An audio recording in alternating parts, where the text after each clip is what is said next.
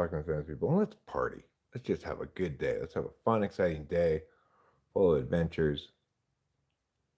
Um, I got a song uploaded. I mean, I need to work on it more. I'll take that upload down when I get it fixed in more proper pH.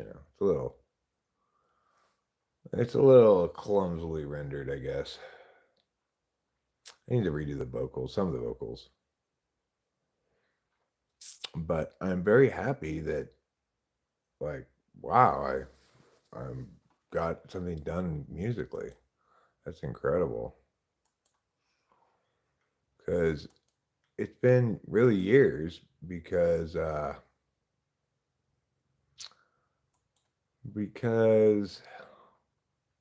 was depressed, I guess, you know. Hi there.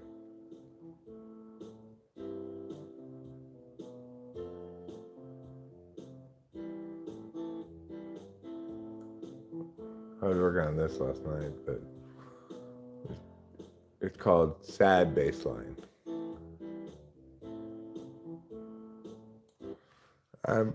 It's great to be enthusiastic about life again, I tell you. You know, it took me a long time to realize even that there was something wrong with me. But when I did realize it, it was like what I realized was I seem to have forgotten how to play, which is weird, you know, because I like to play. I like to have fun. Dennis Geller, don't stop the party. I won't. Hi. Big Frog, howdy. Rachel said she thought it sounded good. I think it sounds good too. I just think it's. I just need to redo some vocals. Wouldn't mind. Um, I wouldn't mind getting your vocals on it too. That might fix some of the problems. Baseline is a sad baseline. Here, you can listen to it and see how sad it is.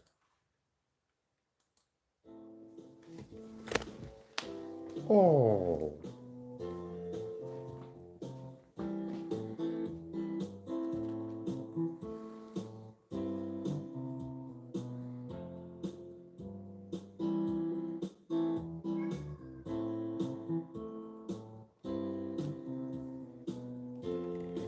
Pretty good.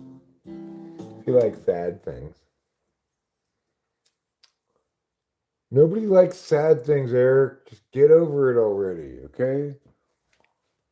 Sad things are bad things. Everybody knows that. I know you said hi, Big Frog, and I greatly appreciate your willingness to say hi because, otherwise I'd just sit here ungreeted. No, that's not the breakup montage song. That's a different sad bass line. The breakup montage song, opened that one up. That one's a better composition. It's better compositionally. The breakup song, breakup montage.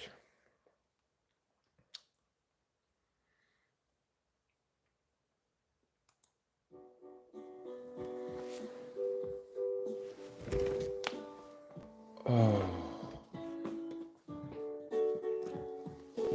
now she's gone. But these were her headphones, and now I'm looking at them wistfully. Oh, we had such good times together, but I've got to carry on with my life alone now.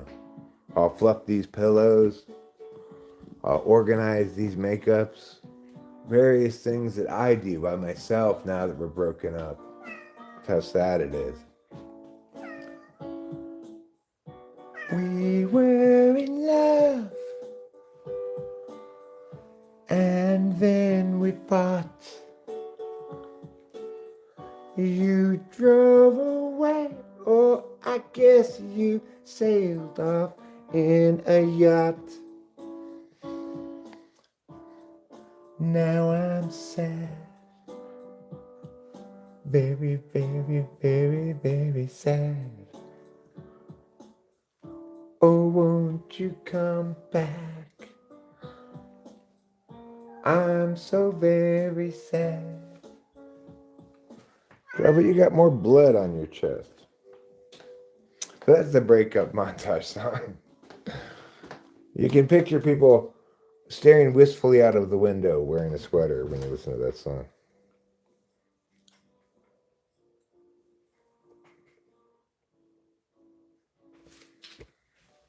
Damn, he's killing it.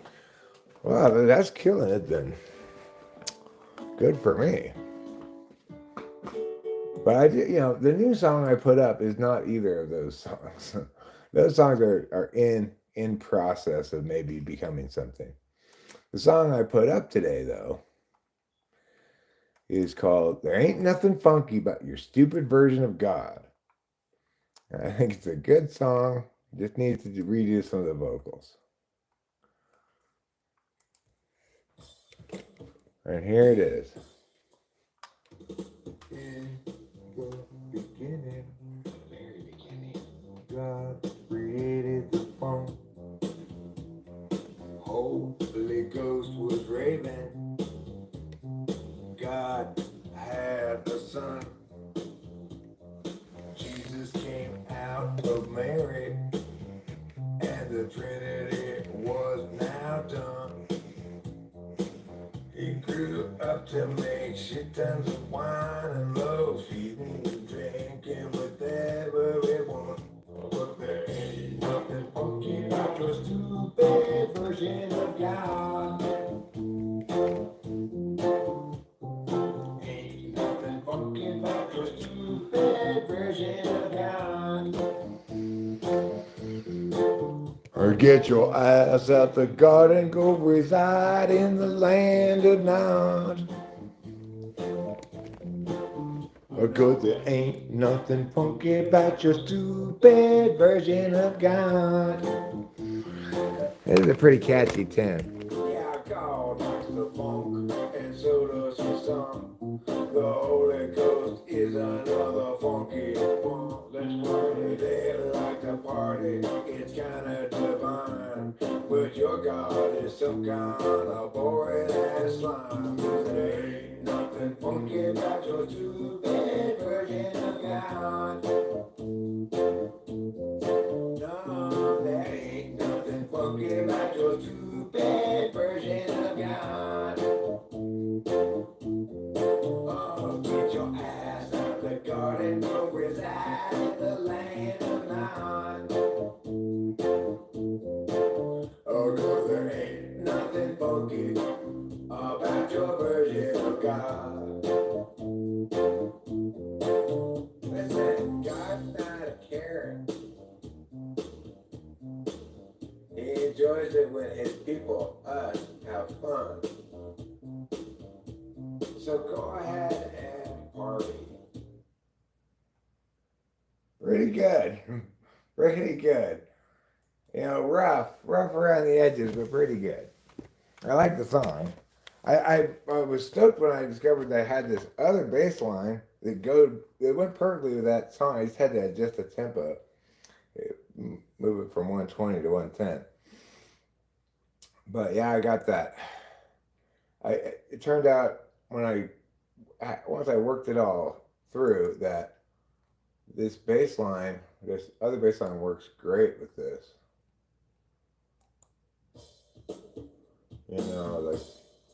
Where's the bass line? That needs to be up a little louder. But that bass line works. God had a son. Even though that's not the bass line that Jesus came out of Mary. That I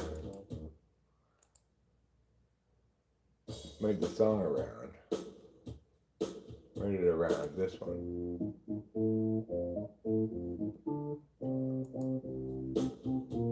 Boom, ba dum bum bum ding ding ding ding boom boom beep boop beep beep beep boop boop beep beep. It's a good little piano part. I'm really liking the piano, let me tell you. It's like a whole new instrument.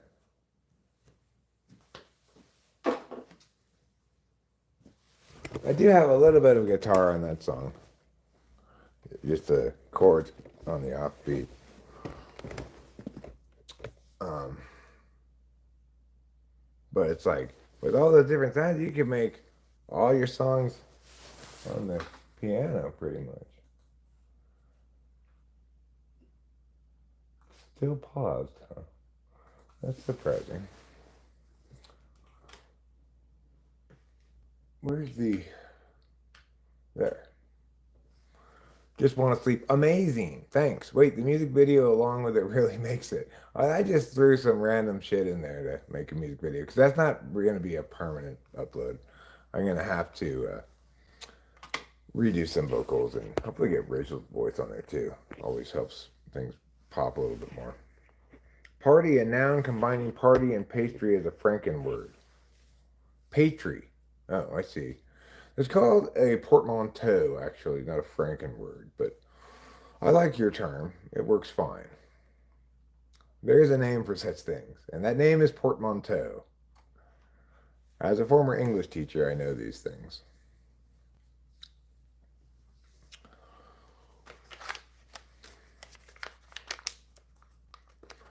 You know, who has some other portmanteaus they can share with us? Oh, sure, brunch. What about procrastination? That's a great portmanteau. Procrastination. Just want to sleep. You can't sleep all the time, just want to sleep. You have to wake up sometimes.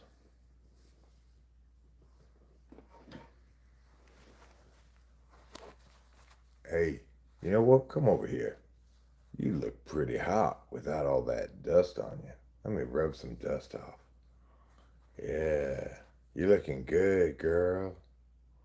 My name's Porter Churchill Murphy, and I like to wipe dust off of people.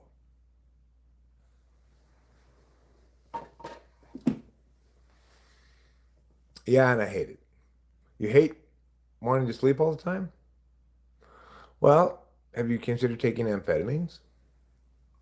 Portmanteau or portmanteau word or blend. I guess Frankenword is more slang. Yeah, well, portmanteau is the official term for it. You could call it a mashup word if you want to. You hate waking up?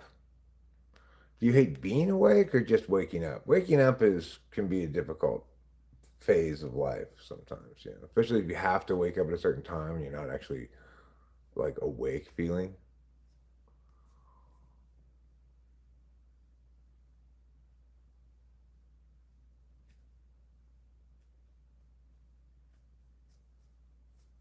But right now I'm not living a life where I have to get up at a certain time usually. Although tomorrow I have a 10 a.m. doctor's video conference doctor's appointment, so I do have to get up tomorrow. I didn't sleep really at all last night. I did lie down for about an hour and a half, 2 hours, but I've gotten a little bit of sleep.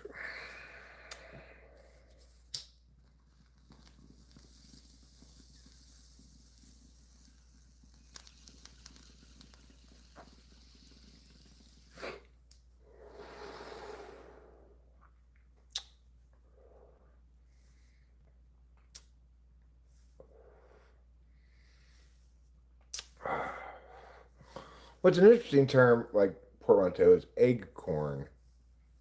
That's a word that you get wrong because it makes sense to get it wrong. Like some kids thought acorns were called eggcorns because they look like eggs. They look like kind of eggs and like ear of corn kind of.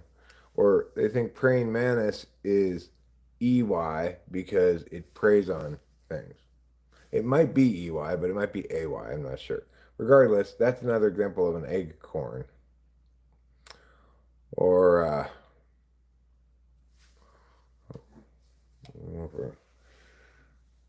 like, well, this is not an acorn, but when Delilah was little and we were living together and I was raising her and we'd watch TV, there was this commercial for a a compilation album of like love songs, and on it they play little snippets of the different songs, and they show this lady going, "Oh, some yo lady," and Delilah and I both thought the song was called "Osamio Lady," and we talked to Candace about it one time. We're like, you know that song "Osamio Lady"? She's like, no. When we sang it, and she said, no, that's not what it says. It says, because I'm your lady. But it doesn't sound like that. It sounds like Osamio Lady. Osamio Lady. How do you feel about being old? I feel fine about it. I mean, I'm having the best life I've ever had right now.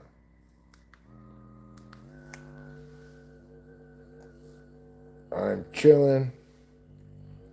I'm not having to work at the moment. I'm just loving my house and doing shit like digging a pond and stuff like that.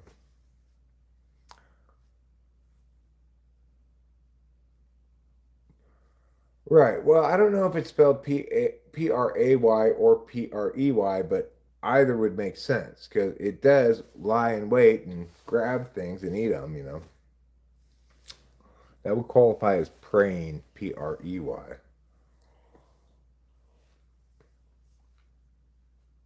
Hey, talk about Spain being the best performing economy in Europe this year. I don't really know enough to talk about that. I have to do a little research. Any advice to your younger self? I mean, the one piece of advice I would give my younger self is simply be good. Don't don't be wicked. Don't do bad things. Don't incur bad karma. Don't incur guilt, bad memories of times when you were shitty. You know,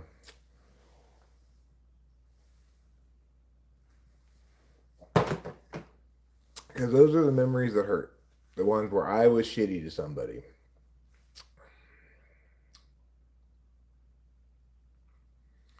When you're young, life's a little bit more free in the sense that you have less perspective and you're less, I think, morally cautious. At least I was less morally cautious. Now I try to walk a narrow path as best as I can. My advice for my younger self would be to go get abducted by aliens. That's terrible advice. You're not even going to specify which aliens? What if he gets abducted by the bad aliens?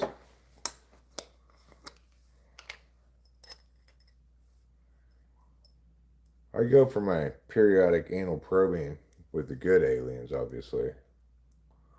Because just like women have to go to the puss doctor, I gotta go to the alien butt doctor and have them shove stuff up my butt. The only way I'll know I'm healthy.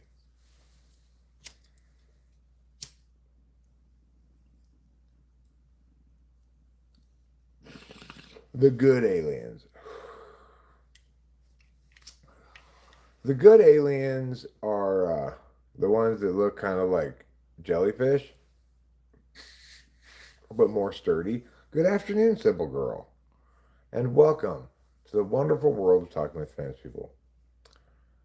It's not just my time to shine, it's your time to shine as well. So let's shine together. Let's shine in the sunbeams. What is going on with this tournament? It all of a sudden said MTT pause will restart in a few minutes. But it's just,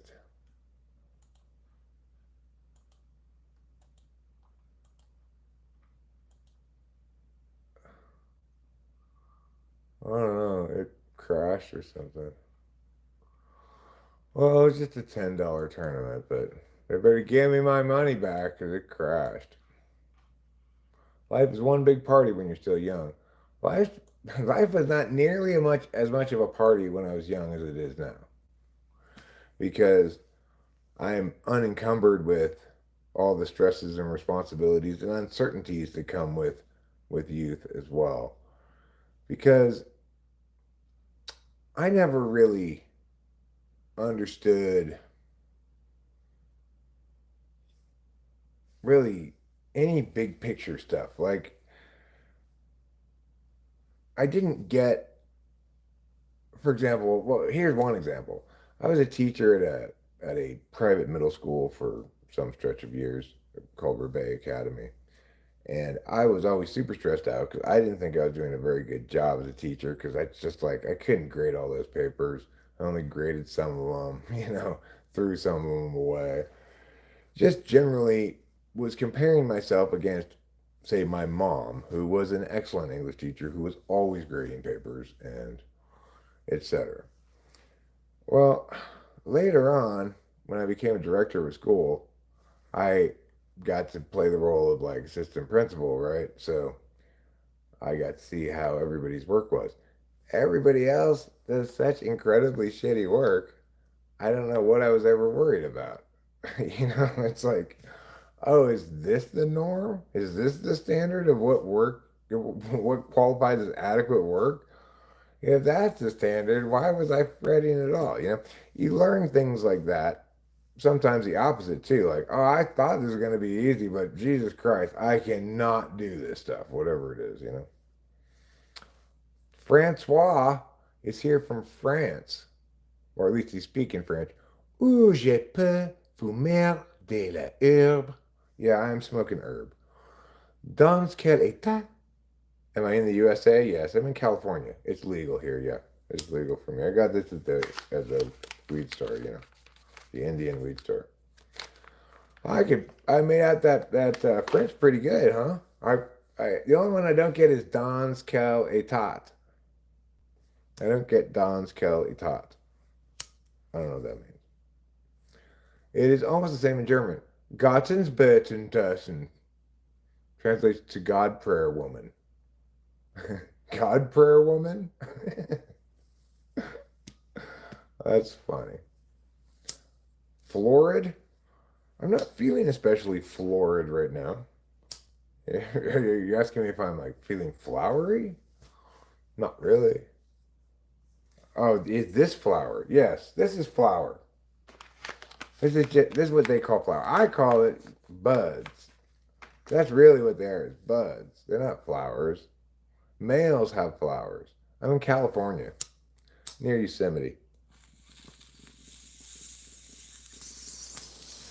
Like right smack dab in the middle of California. If you stuck a pen, like this seems like the exact middle, that's probably us.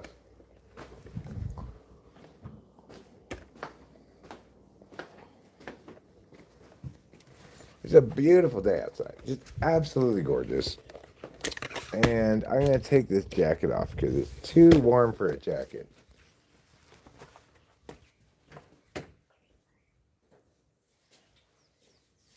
You guys need more water? Let me get the cat some more water.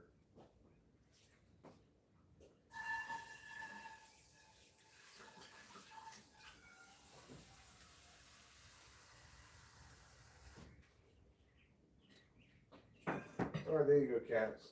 Fresh water. Guys, I think Trouble spits in it. So I got to change it even if it's not empty. Why? Because he's a bad cat. All right, so I realized something kind of important here last night. I never really noticed that, this thing of rocks here, this walkway, it should just go right to here. But it's got these extra rocks over here. I'm going to use these ones for the pond. What do you think about that? Do you have regrets in following your mother's footsteps career-wise? Well, I didn't stay in English teaching. I'm a professional debate coach by trade. And I mostly worked in private debate schools as a coach or director or owner even. So I didn't stay teaching English for very long. Because when I worked at that middle school, I had my English classes, but they also gave me the middle school debate team. And it's like, we immediately started winning. Just we just started winning, and I just thought it was a fluke. But after years of continual winning, I determined that actually it's because I'm a better coach than the other coaches.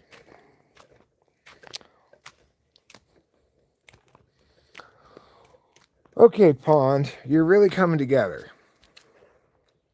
Talk about your Indian debate team students. I did have a couple Indians, but we're in Mariposa. Yes, you could come over and smoke with me if you wanted to. If you happen to be in Mariposa. I mostly had Chinese students. I did have one or two Indians, and they were good. They were, it's not particularly, the race has nothing to do with anything. What you can tell about debaters is what type they are, They're either a communicative, rationalist kind of intellectual type, or they're not. If they're not, then ultimately I just want to put them in speech and shovel them off to an assistant coach. What's the value of debating? I mean, debate is the most powerful education paradigm that there is for students who are capable of doing it. Because it teaches you plenty of specific things, but what it really teaches you is how to think about things and how to know if something has been adequately affirmed or whether we ought to negate as default. It's like other people don't even understand, non-debaters don't have any idea like how to structure arguments at all, or their frameworks are always implicit, they're never stated, and they don't even know what it is usually, a framework. And it's criminal how what a terrible job we do educating people in thinking, but we do a fantastic job in professional debate. I mean, professional for me, it's not professional for the kids. But anyhow, I had a lot of fun doing that for a number of years, but eventually I burned out. It requires a lot of intensity and a lot of work. You got to be serious about winning, or you're not going to win. Okay.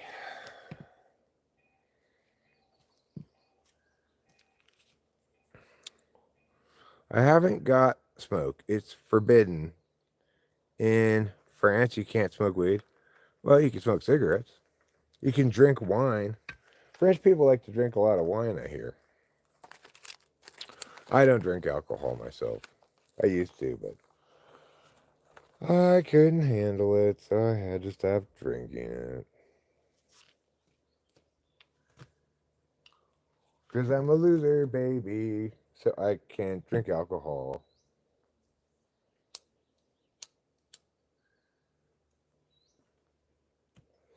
I try to do, as many other drugs as I can. Naturally. Okay. So, this is pretty well chopped out here. Got it a little bit bigger.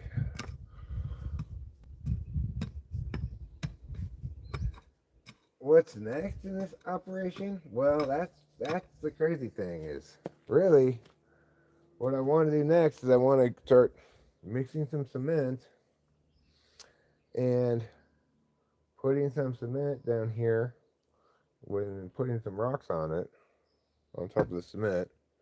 The idea being that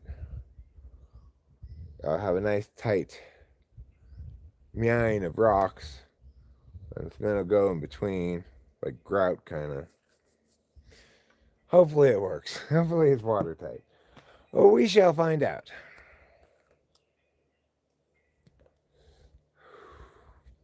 So, because I'm having to do this concrete thing, I'm trying to make this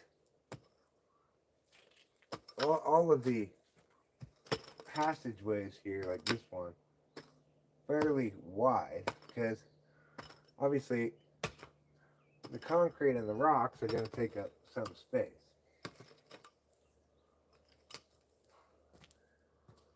Now,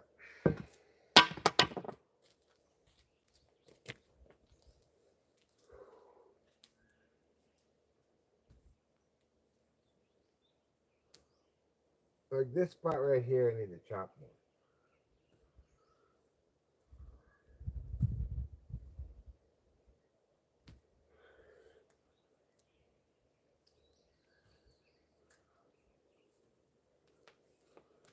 Right. So let's chop this a little bit more.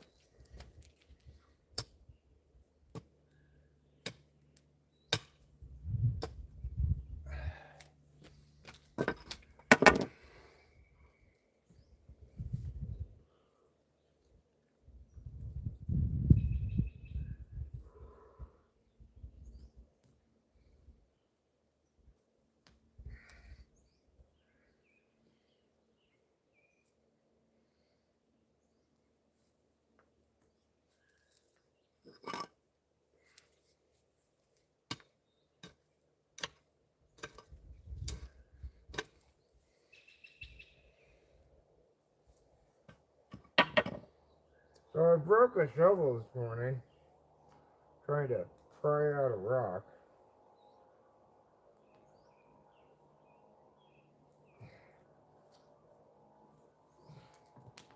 Don't fall down in there.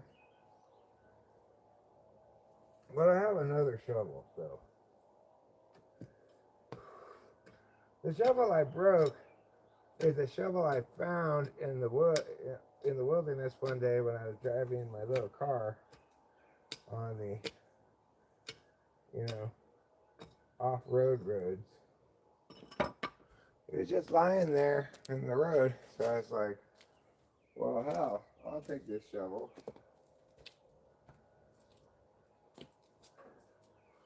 But now I've broken it. This is the shovel I bought before I even found that shovel. This is a good shovel.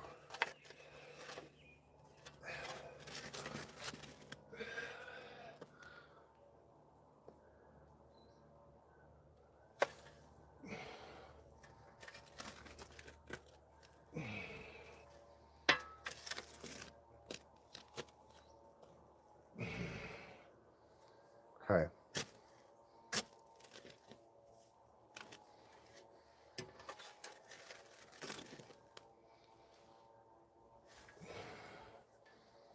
Okay.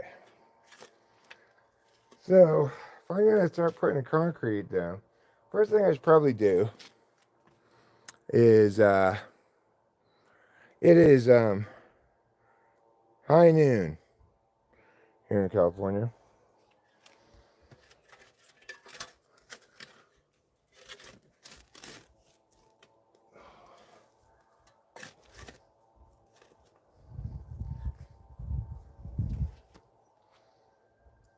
I think a lot of people thought that watches were going to die because everybody would just look at their phone for what time it is.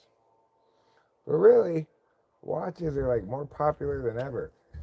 People spend a lot of money, ridiculous amounts of money on fancy watches for some reason. Yes, it's a status symbol. But, I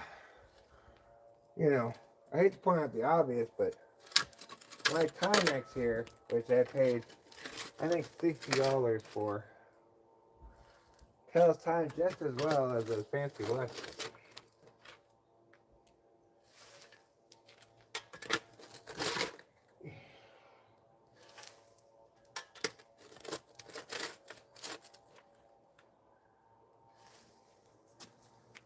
Okay.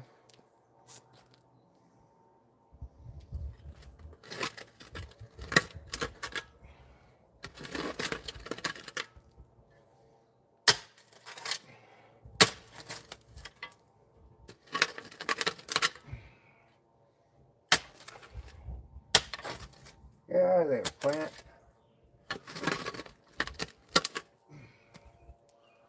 Okay.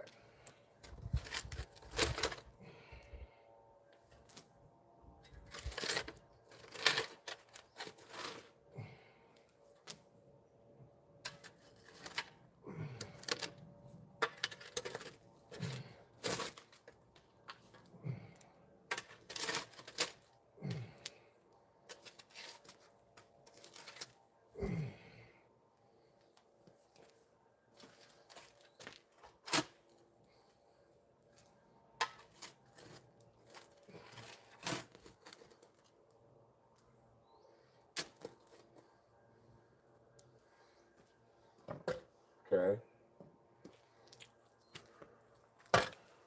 All right. So, I think you do a good job with this pond here.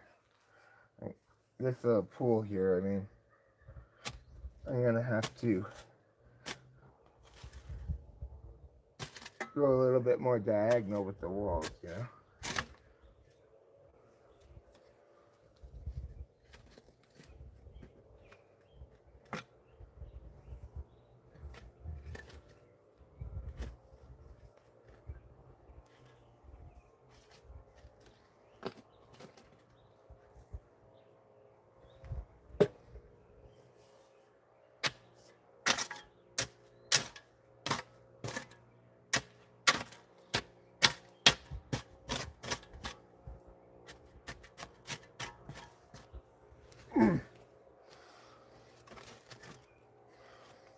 Okay.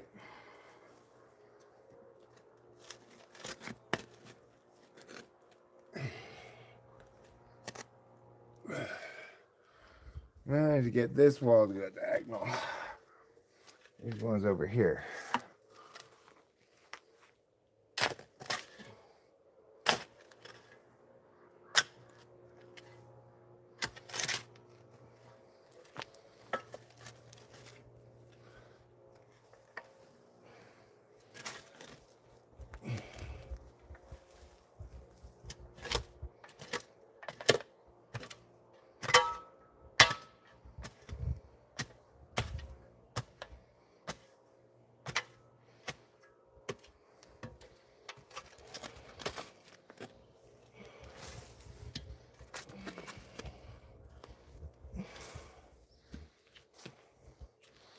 Okay.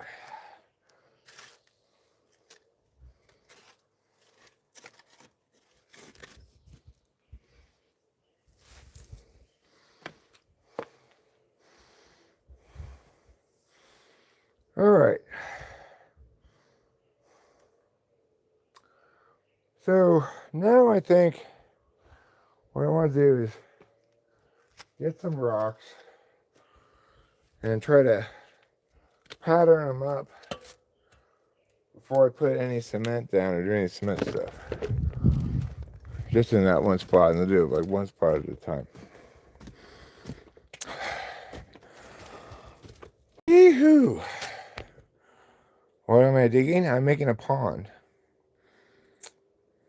Would I like to come to France? I mean, I don't like to travel, frankly. But if I were to travel someplace, France would be someplace I'd want to go. But I don't like traveling. I always get sick on the plane, etc. Okay, so let's bring some of these rocks that I got yesterday. These nice flat rocks. I drove out into the woods and got these rocks.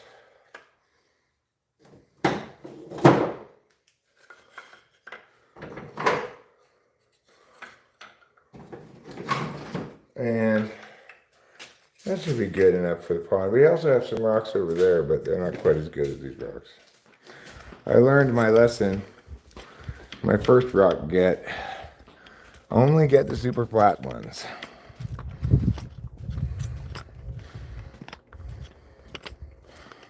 Okay, so let's see how this is gonna go.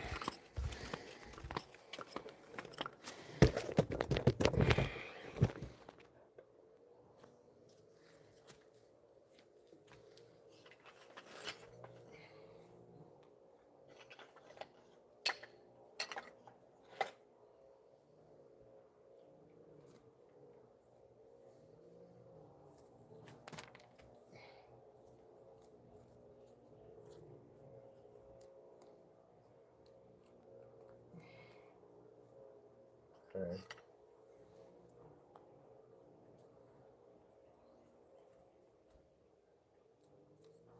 You might even want to put some rocks down, cement on top of the rocks.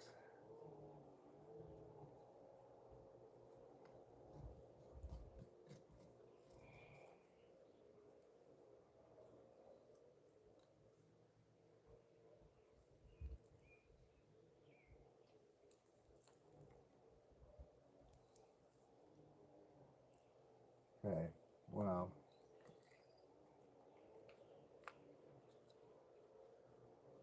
I don't think that approach is gonna work. I think I'm just gonna have to put some concrete down and put some rocks on the concrete and just go from there.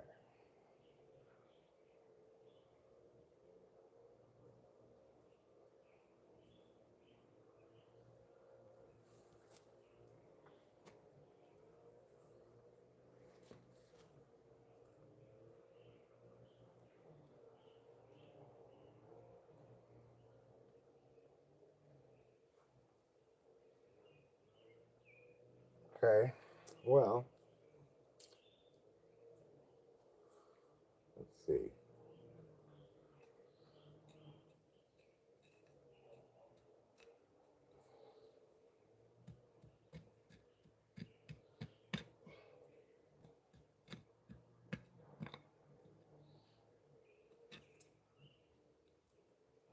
Okay.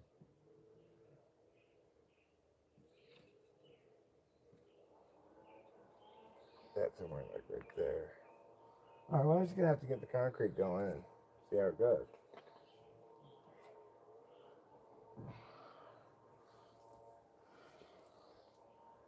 Now, I am no expert in concrete, but I will follow the instructions on the bag, and hopefully they'll turn out fine. Okay.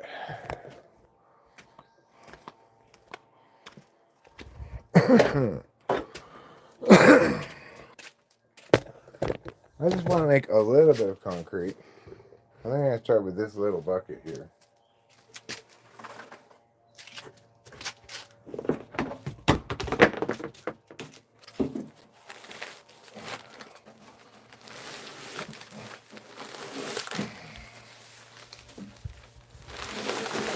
Alright. High strength concrete, it says. It's got high strength. Let me get a knife to. Oh, I got one right here.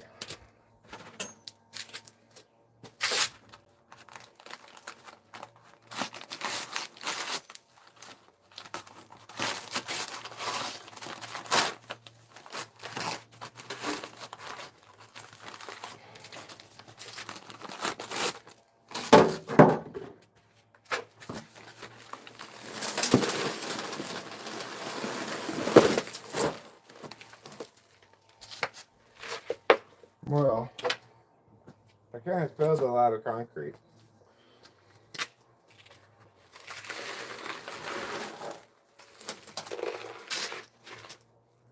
Okay, let's see what it says on the instructions. Probably just like mix in water to the right consistency.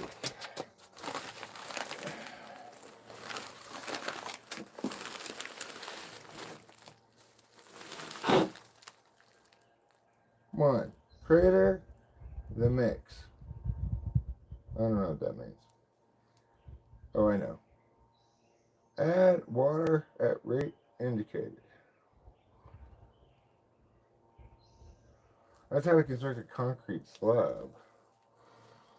Alright, well, I'm just going to put some water in and see what happens. I do have, and I will get to use here, a stirrer. So that I don't have to stir it with my own strength.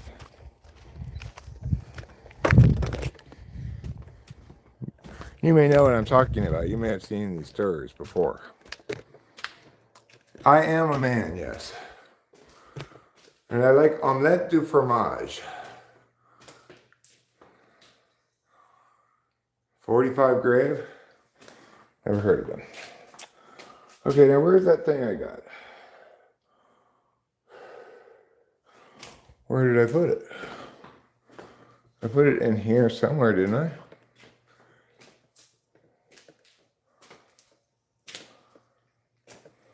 I should have a stirrer and a little, oh, here it is. Okay, here's the stirrer. The stirrer won't do any good without the drill, of course. So let me get the drill out.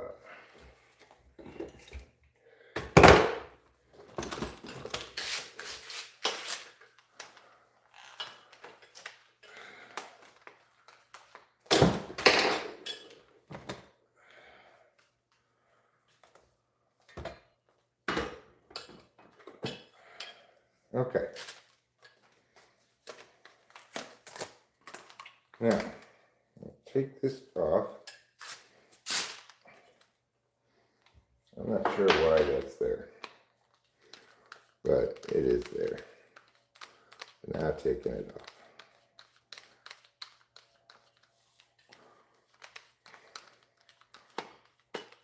It's gonna have to be like all the way open to fit this thing.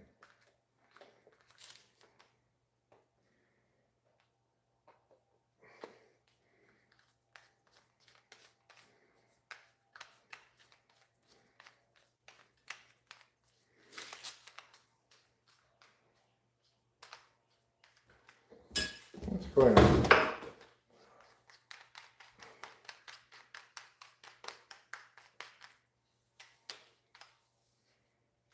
It's just open as it gets, I think. Well, what the fuck? How am I supposed to? Well, maybe if I use this thing. I'm not gonna go in there. It doesn't even fit in here. Isn't it supposed to go in a drill? I asked them specifically, like, where are those things that you stir stuff with that you put on a drill? And I got it from there, but it doesn't fit. Oh. Now what am I gonna do? I guess I'll just stir it with my hands. With my own arm strength. Very well. I don't know who came up with this genius bullshit, but it doesn't fit my drill. I think it said on it, fits most drills or something like that. Let's see, here's the thing. Fits most electric drills. Why doesn't it fit mine?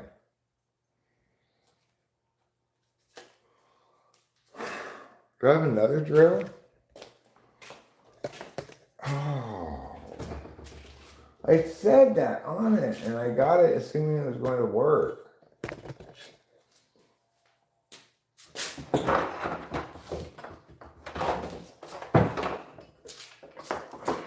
I don't know if this drill works, but let's see if it works. If it works and it fits, then great. Uh-oh, this one's got a chuck and one of those turny things. Of course I do. Do I have one of those turny things? Of course I don't. Oh. Oh. Just when I thought I had a solution, I just had another problem. How could I turn this?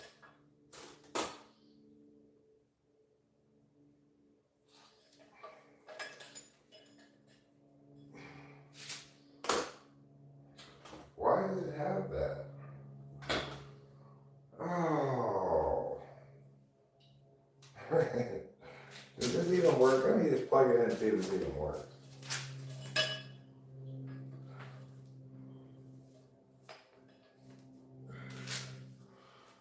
This drill came with the house.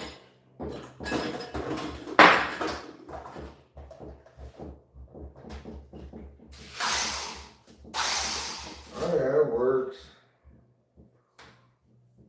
I just need one of those things. One of those little keys that you, it's kind of like this, you know, you stick it in here and turn it around.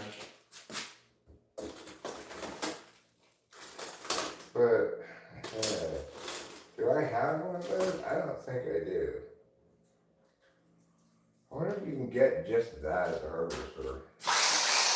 This seems like a good drill. I wonder what this switch on the back is for. Oh, is that left and right maybe? What's this for? Oh, this is a lock. I see. Well, this is a nice drill. It's a Craftsman. Old Craftsman drill. Unfortunately, wait, does it have it on here? Wait a second. What's this? This isn't the right thing, no? Is it? No, that's not the right thing. This is Like an Allen wrench. It should have that on here.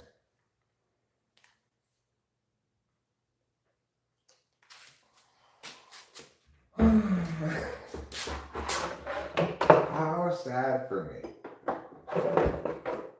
How very sad for me. Do I have one of those in here? Oh, look at this. I have one of these things. This one is big. This could probably fit in a problem.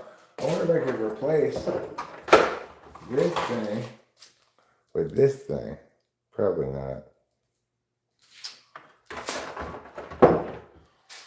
Maybe I can do it on my drill though.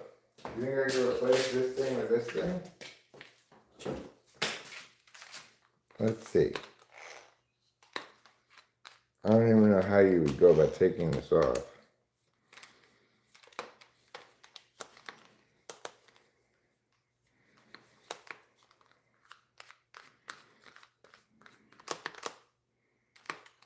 I don't know. I'm never going to figure that out. That's like impossible.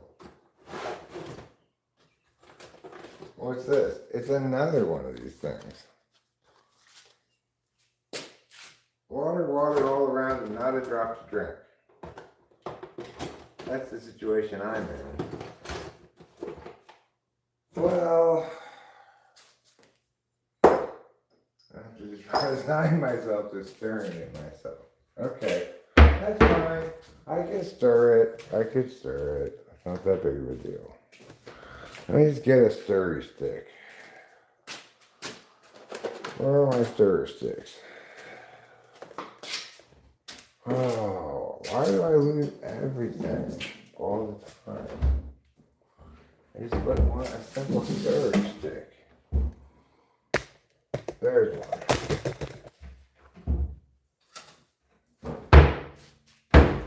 Okay, stirrer stick in hand. Let me get my gloves now too.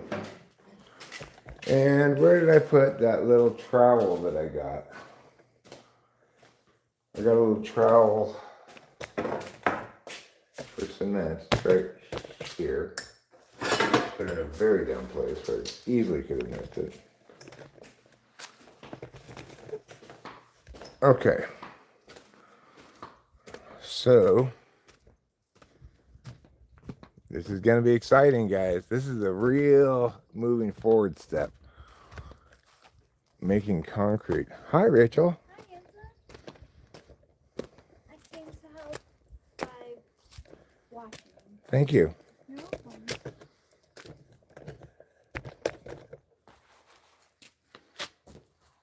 Okay, so what we're going to do here is we're going to put water into this bucket a little bit at a time until it seems like the right consistency. And I'll stir it with this stick. I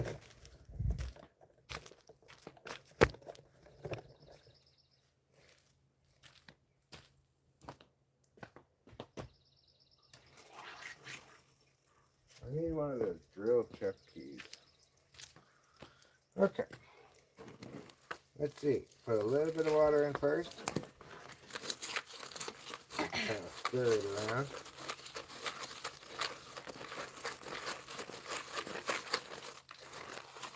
A little bit of water goes a pretty long way.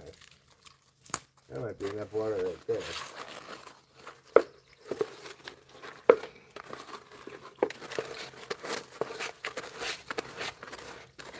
Might as well water the plants.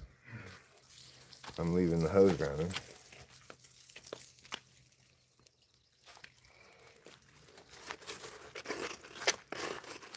Okay.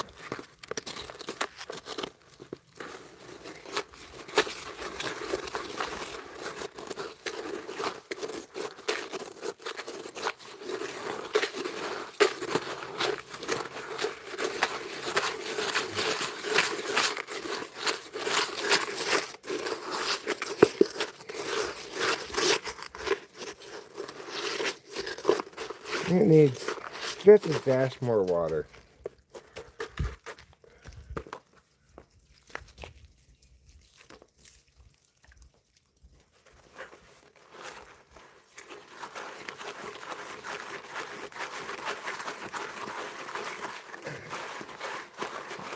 There we go.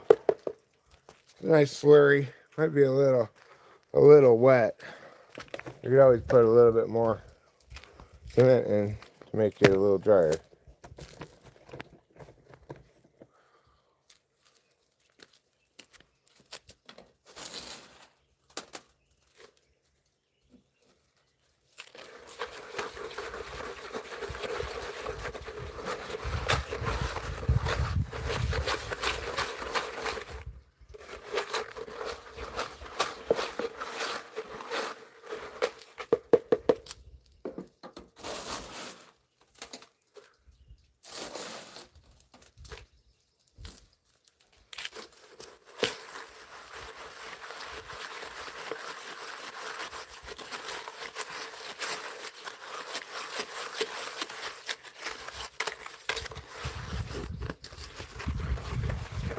That seems just about perfect, I think.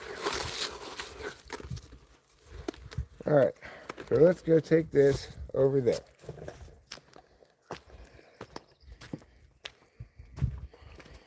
And we're going to pour some into this hole. But before we do that, I want to make sure I've got loose dirt out of here as much as possible. Flatten it down a little bit. Okay. Here we go. We're about to embark on the adventure of a lifetime.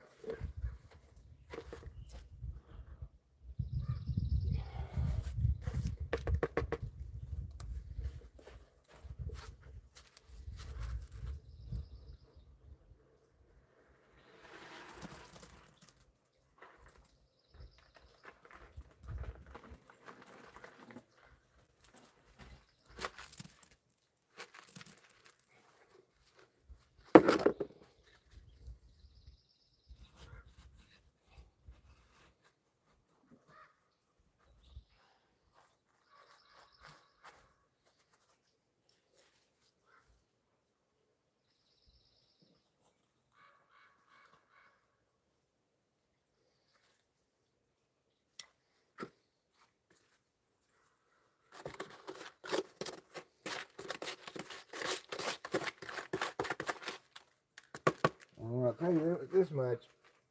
I need a lot more cement than I expected. Okay.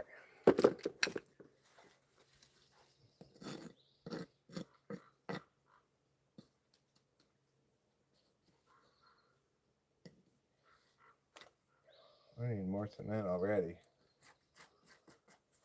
Okay. Well.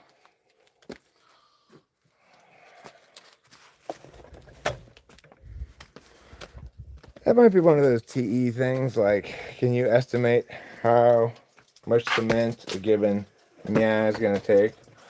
Apparently I cannot. I think you're doing great. Thanks, darling.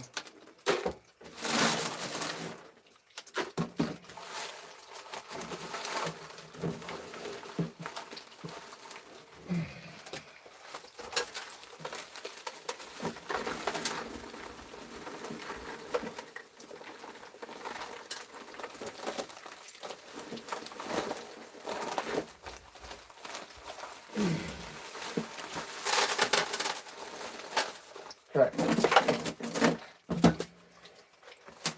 That might be a little too much. Sure to stir.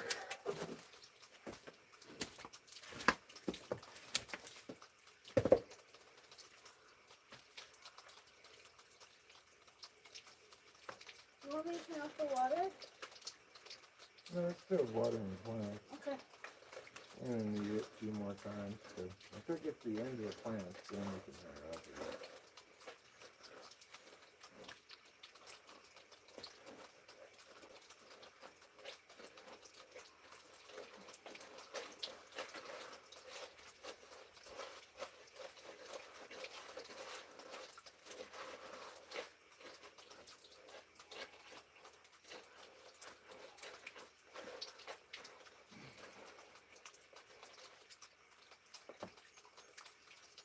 How crazy is it that I buy a tool that says it fits most electric drills. It doesn't fit mine, but I find a second drill that it would fit because it's got a bigger mouth, you know. Mm-hmm. But I can't open its mouth because I don't have this one little weird key that old drills use to open the front fender.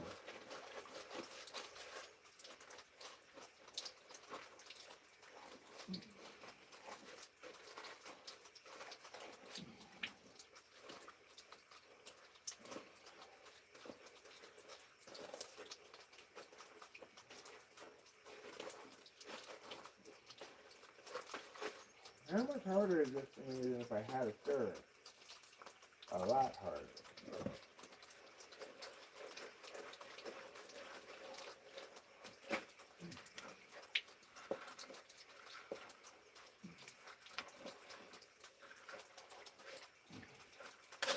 Oh.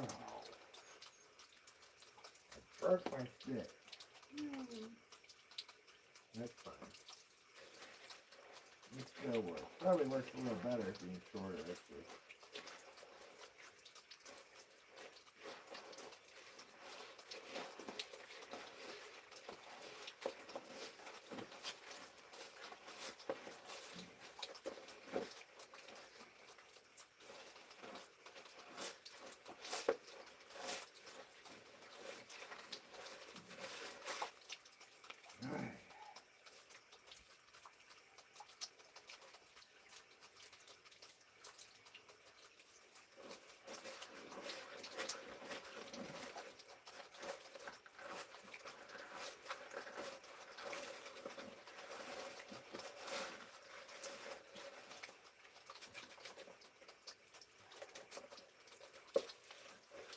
Okay. Oh.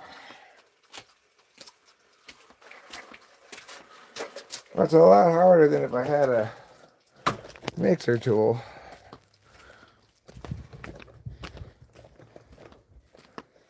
Okay. Let me just... Where's my little thing that I got?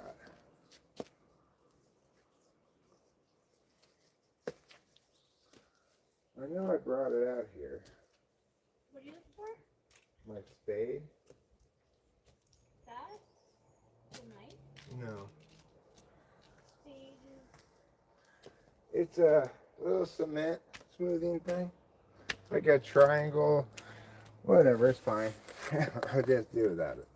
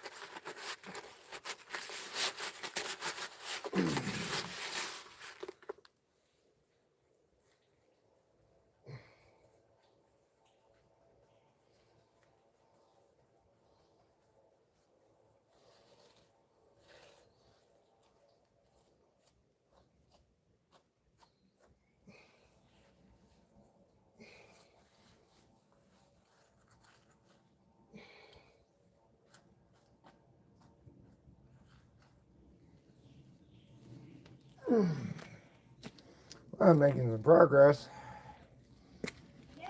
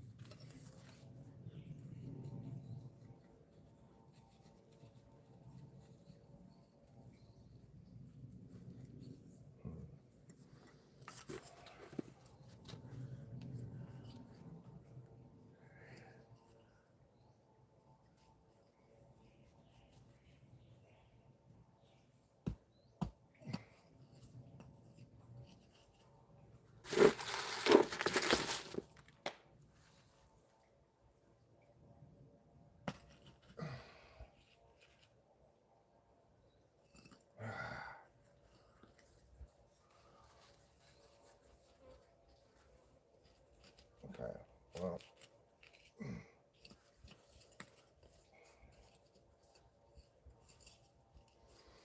Maybe that's not the right rock. How about this one? More cement. Oh! Whew. Really doing it. Yeah.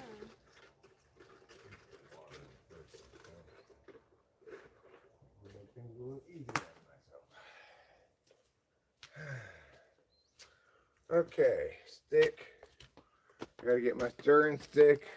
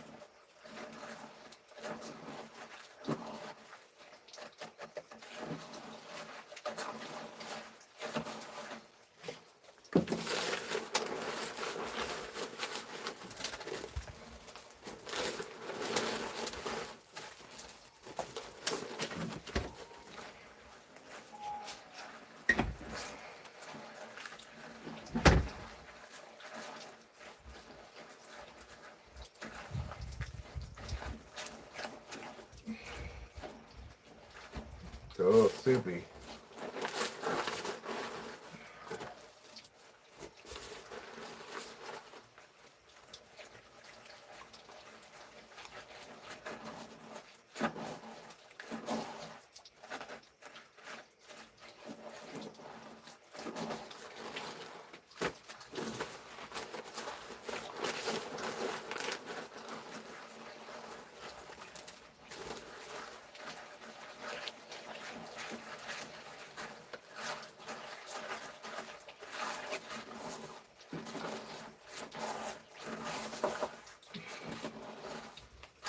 Perfect.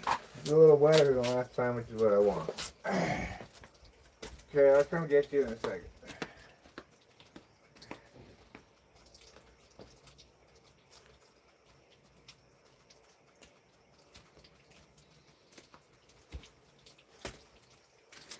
Oh, here's my trowel.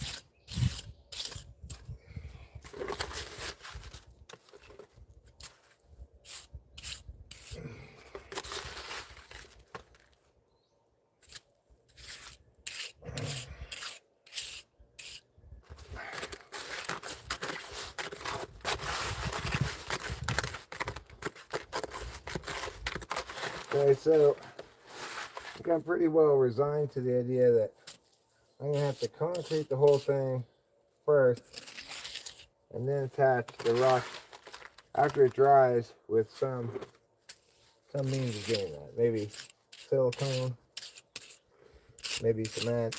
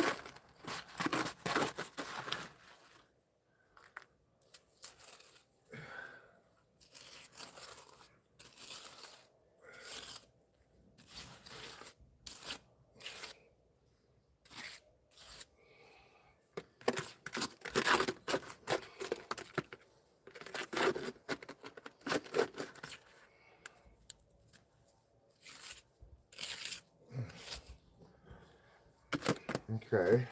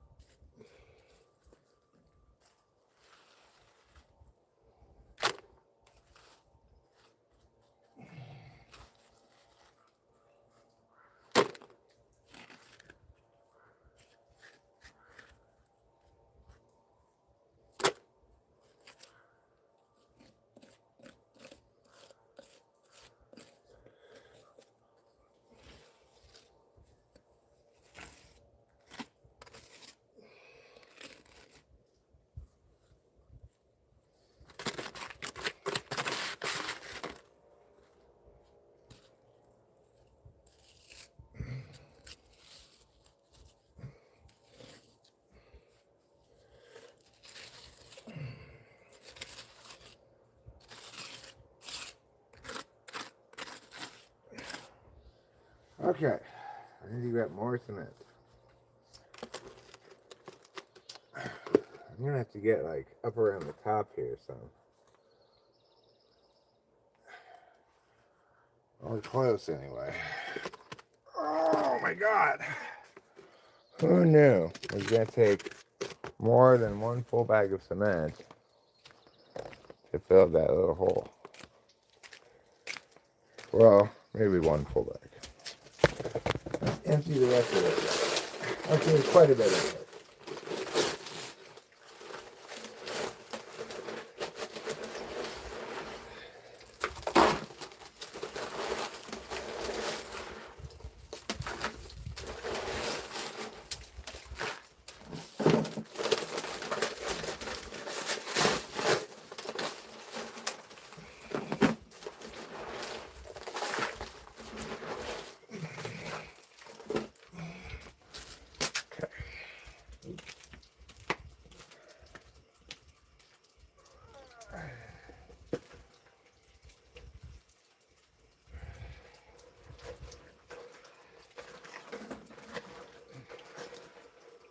Child, a much better stir than that stick.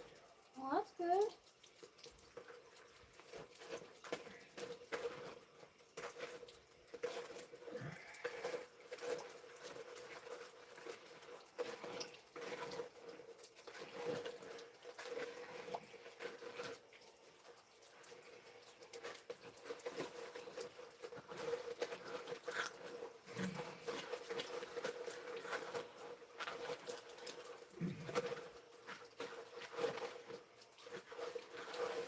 Okay. All right, let's go.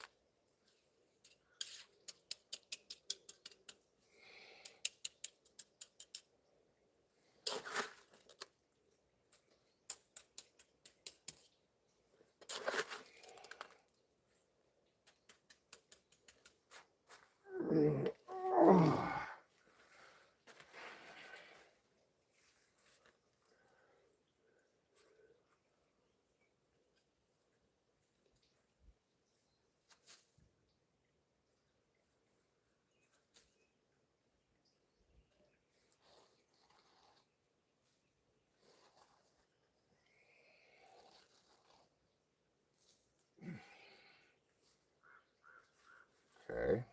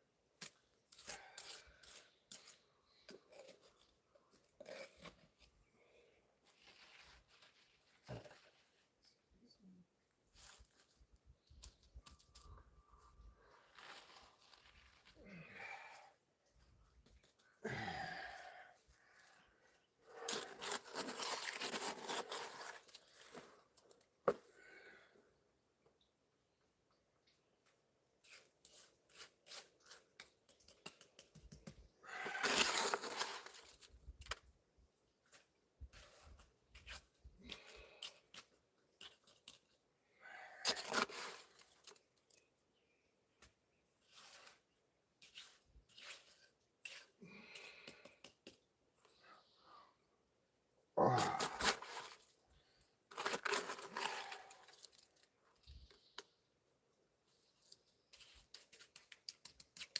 You know what I need?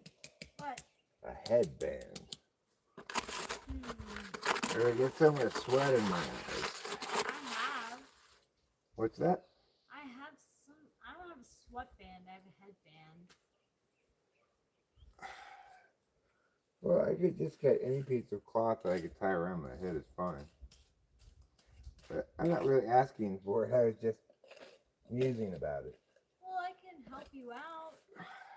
Well, if you could get like a piece of those old pants that could go around my head, that would work fine. A piece of old pants. You don't want the headband? Well, I mean, if you don't mind it getting all sweaty. No.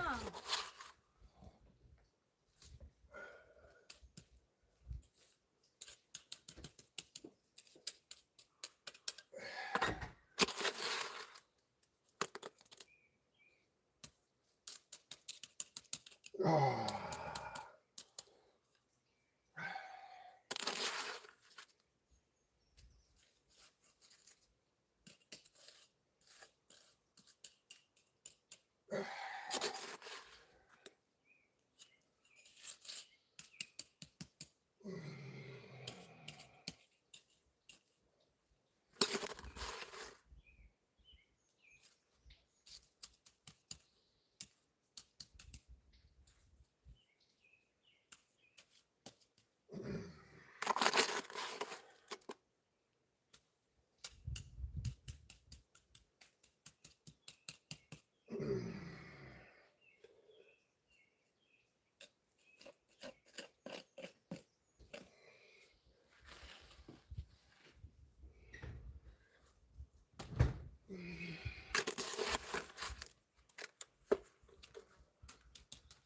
Nice.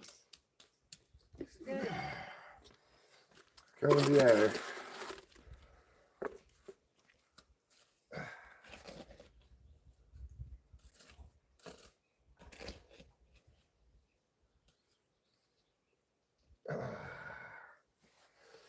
Thanks. You're welcome. Oh, your Not poor just eyes. functional, not just functional, but fashionable too. Yeah.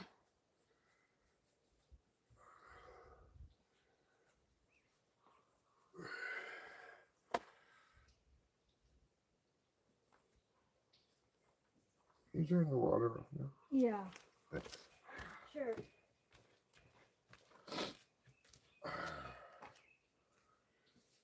Okay, this should help a lot.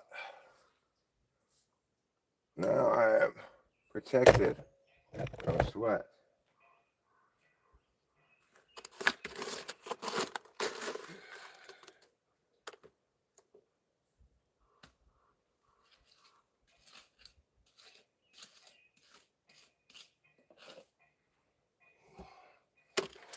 So that's caustic, so you shouldn't really touch it with your bare hands that much.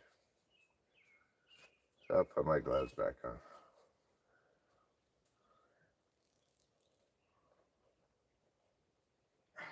Come on, gloves.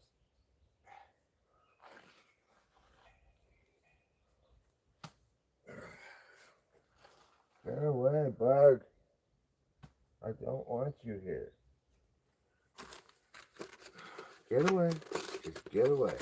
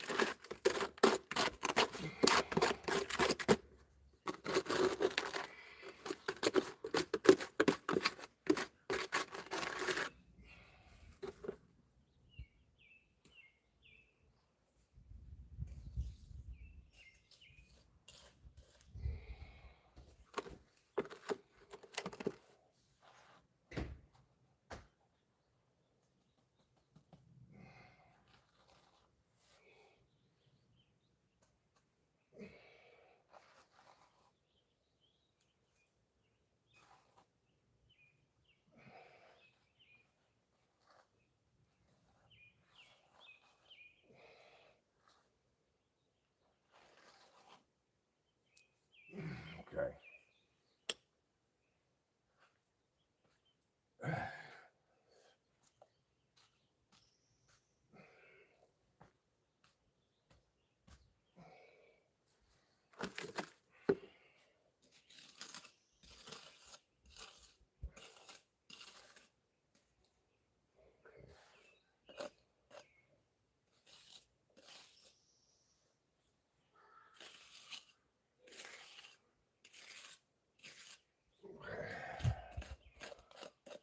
Alright, so I'm gonna obviously need some more concrete here.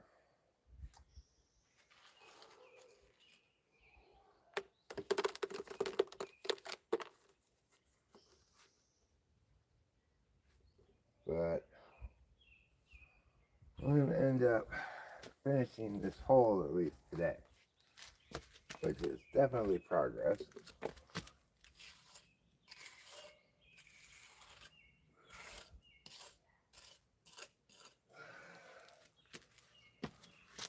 Wee-hoo! This is a real workout.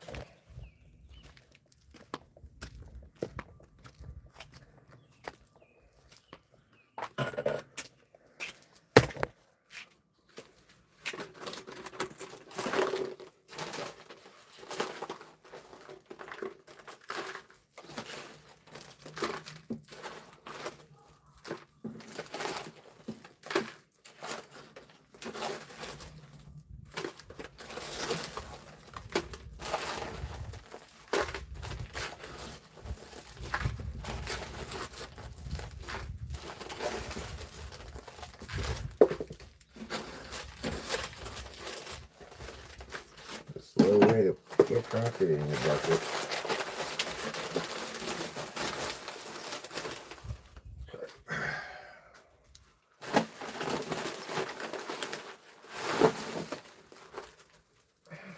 It's a lot better.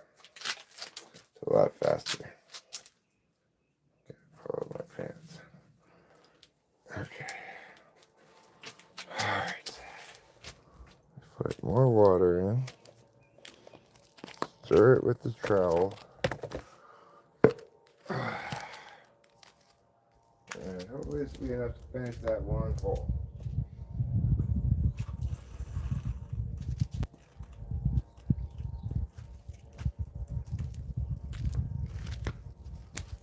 There's the trowel here. Okay.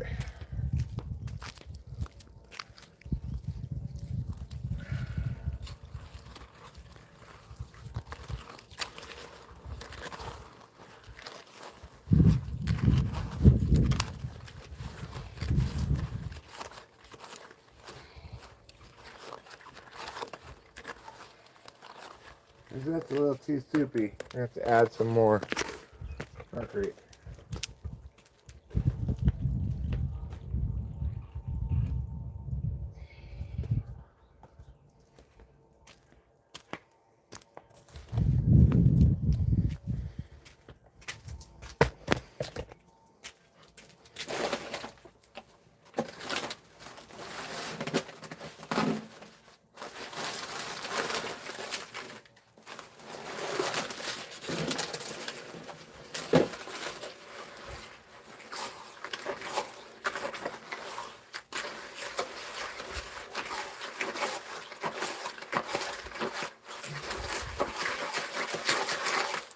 All right, that's about perfect.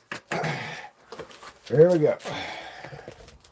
We're gonna finish that hole come hella high water. I was so dumb, I'm surprised I made a daughter.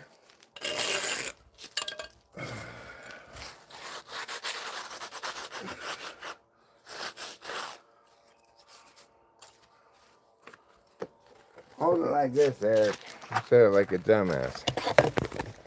Okay, we're fine. Nobody needs to panic.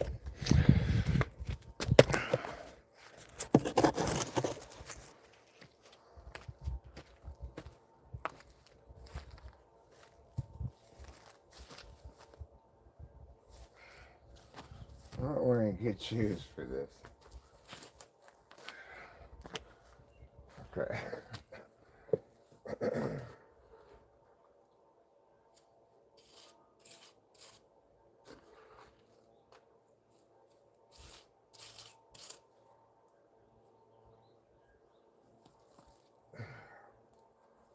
Horrible. That's fine. Can I get this stuff up? Just put it back here somewhere. Oh, good. This is nice wet cement.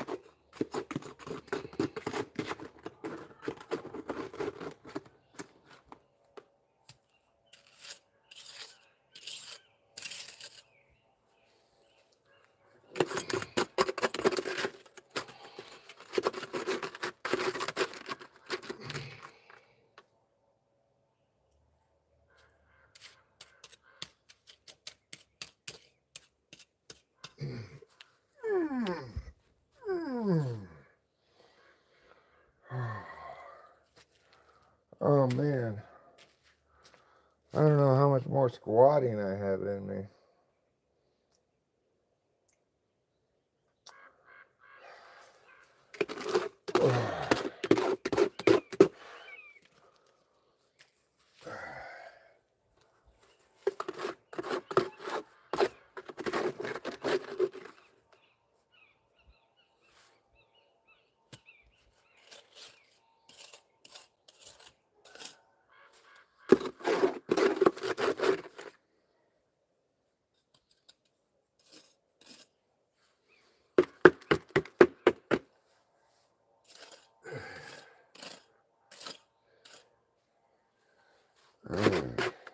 Okay.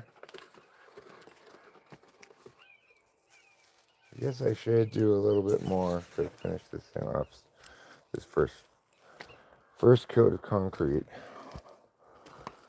Then I'll probably use like silicone or something to attach the rocks to the concrete.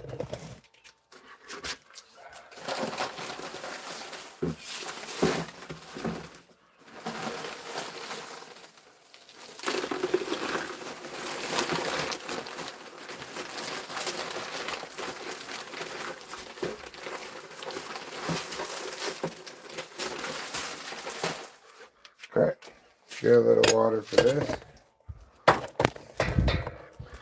I'm going to finish off this hole along with this bag of concrete. What?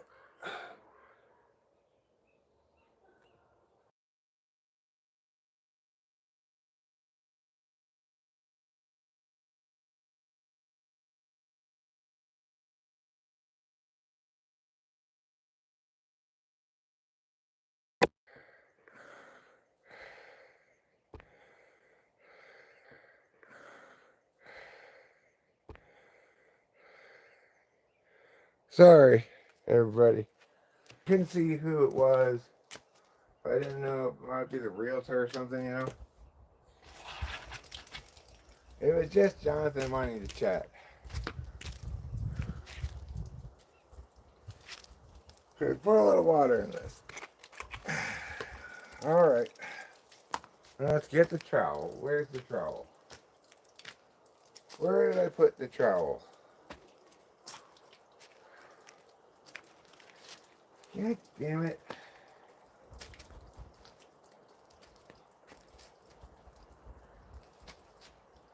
I don't know where I put it. It must be in here. Gotta be.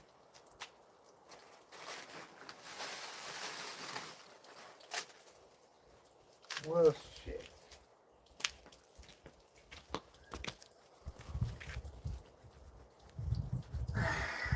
Fuck.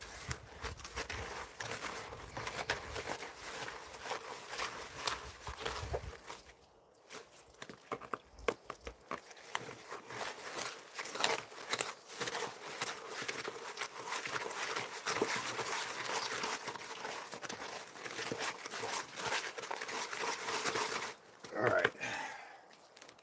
Then we can find a trowel.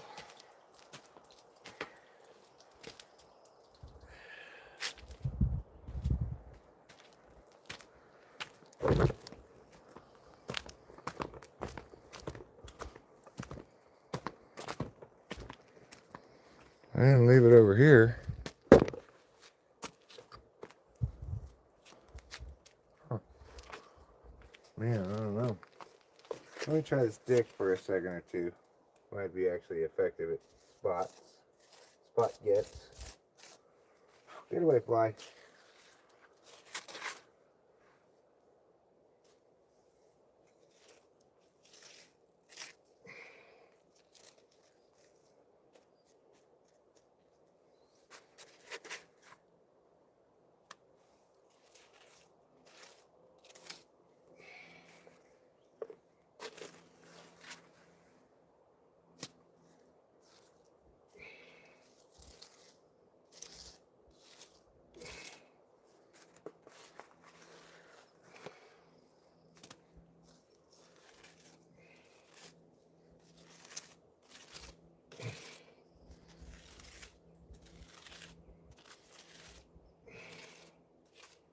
I need my trowel. Where the fuck did I put it?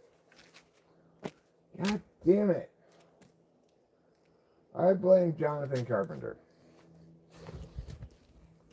who messed up my flow with a phone call, and now I don't know where the trowel is. Like, where the fuck could I possibly have put it? I need it.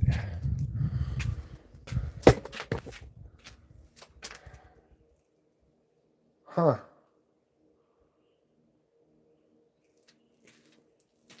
I don't know, man.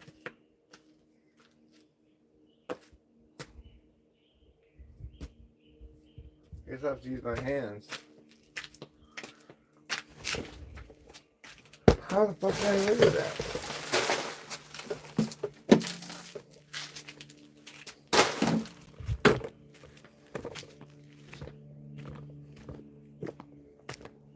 I don't know. Your guess is as good as mine.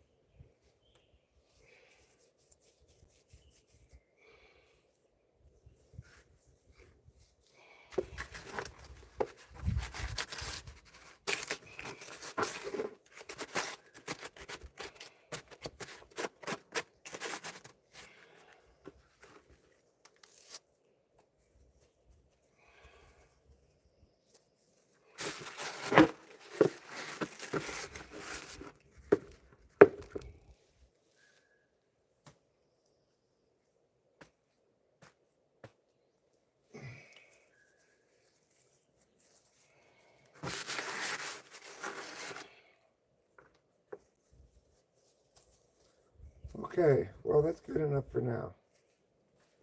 I get that one all concreted. I'll get it all rocked. Some other point. I could try to put like a rock here would probably be fine. I'll put a stick there.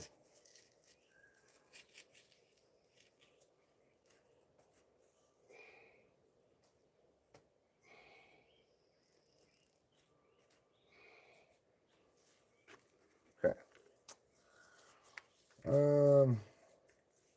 Good, good. I mean, I could do a little bit more, but I think I'm just gonna have to leave it dry, come back, see how crumbly it turns out to be. Maybe do some patch bits here and there. And then attach the rocks. This is gonna require many bags of cement. I have to find my trowel. I'm gonna continue doing this work. I can't really do it without it. I mean, my hands work pretty well too, actually. But all right, now where in the fucking world could I possibly have put that?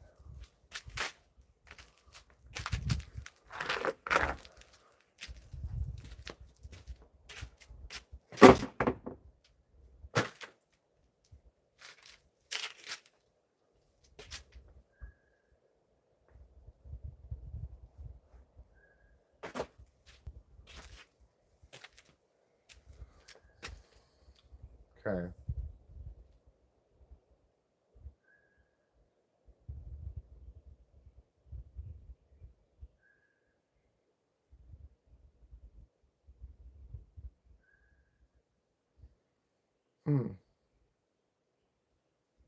It's like impossible that I lost it. I mean, I didn't leave this area. How could I possibly have lost it? At no point did I leave this general area.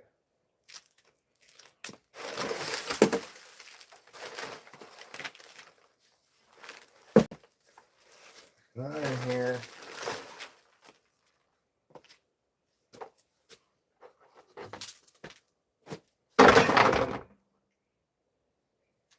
I don't know. It's a complete mystery. I don't know what to say about that. That's crazy. I do know what to say about this headband. I'm looking pretty fly for a white guy. I'm white today. It's rare that I'm white, but today I am. Just regular white.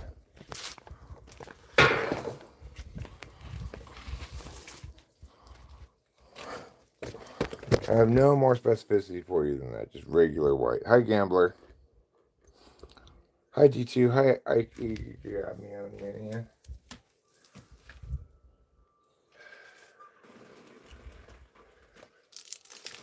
Okay.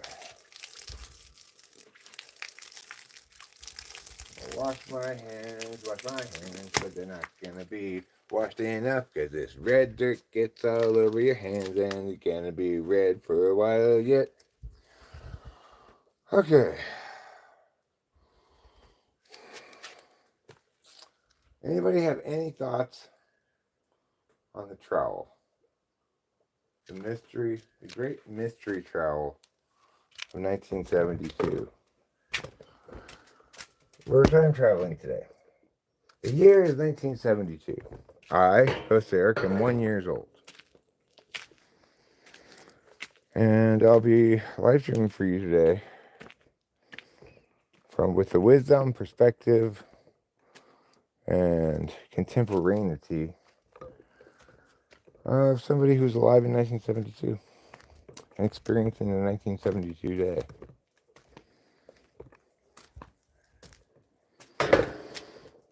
Picture yourself. It's 1972. It's a lovely day in the mountains. But you've lost something important. And it's impossible that you lost it. Yet, lost it you have. Now what? The natural question anybody's going to ask. Now what?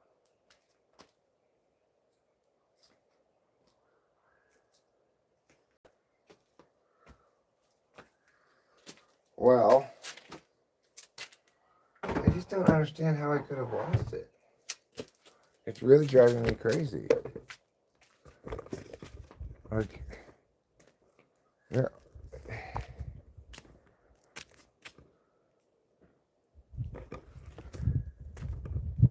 Um.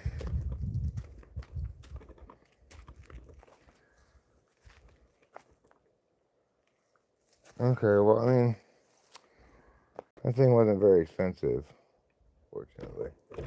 What is that? I don't know. Oh, it's just concrete. Okay, so we've got a nice concrete hole now, drying in the sun.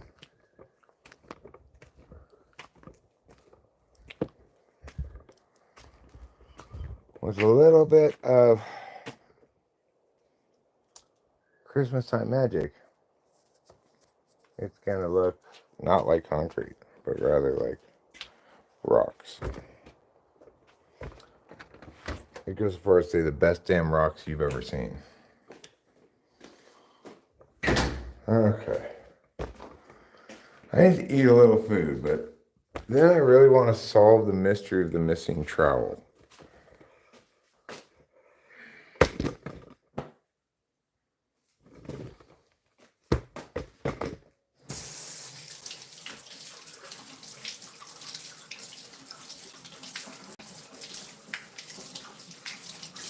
I obviously have to get more bags of concrete. I'm going to see this time if they have 30-pound bags of concrete. I get 2 of those instead of 1 60-pound, but I get more than 2. But those 60-pound ones are heavy. They're 60 pounds. Actually, if you want to know precisely how heavy they are. Do you think Rachel stole my trowel as a prank or something? That would be unlike her. I have no explanation for this missing tool.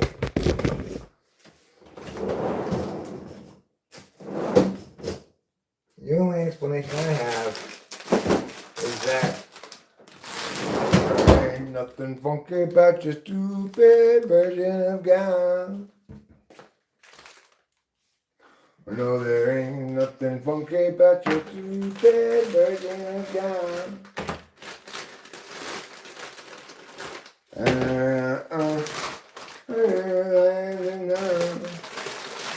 Okay.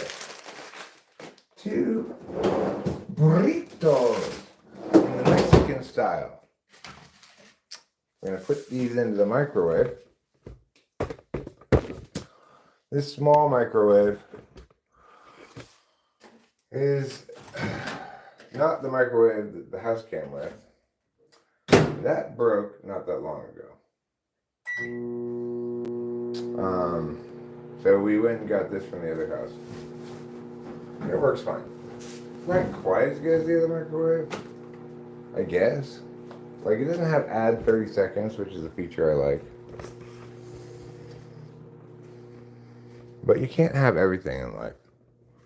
Sometimes it's one of those things you can't have.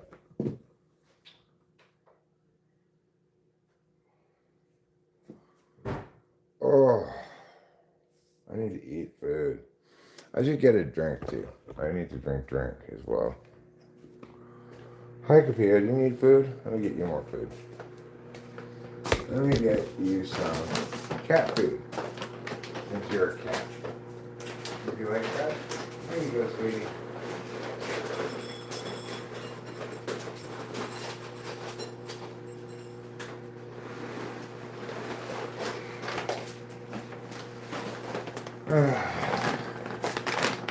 So tiring. When you're this hungry, everything's tiring.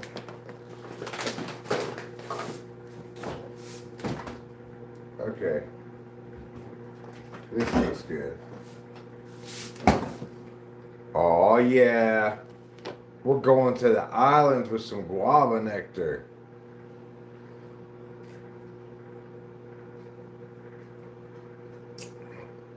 That's guava-tastic.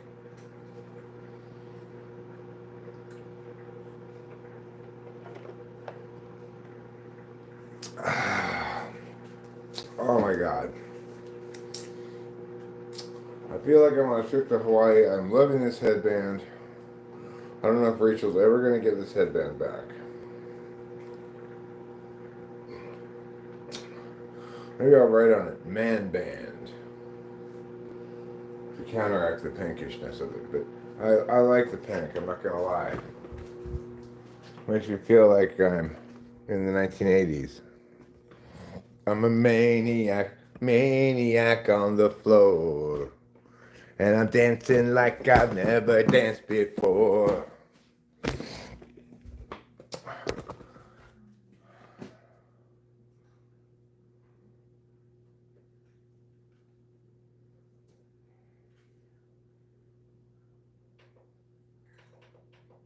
Okay, don't worry, everybody. I'm going to pull up your chats on the screen so I can see what's going on.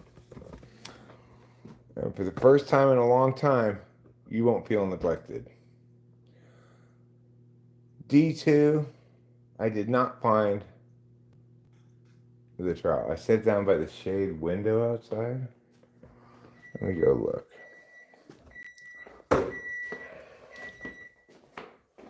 Shade window.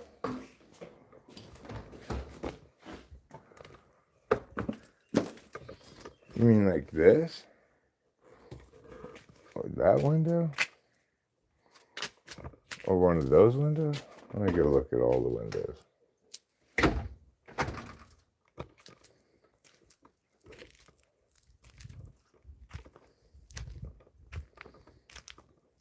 I don't see one over here. I could have sat down somewhere by the hose to turn on, but I don't think I did.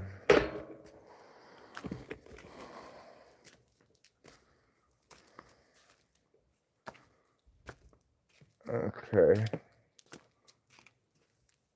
I'm looking down here, looking for anything that resembles a trowel. I must have like put it on the hill somewhere. And they like rolled down the hill or something. Dear God. What an infuriating mystery.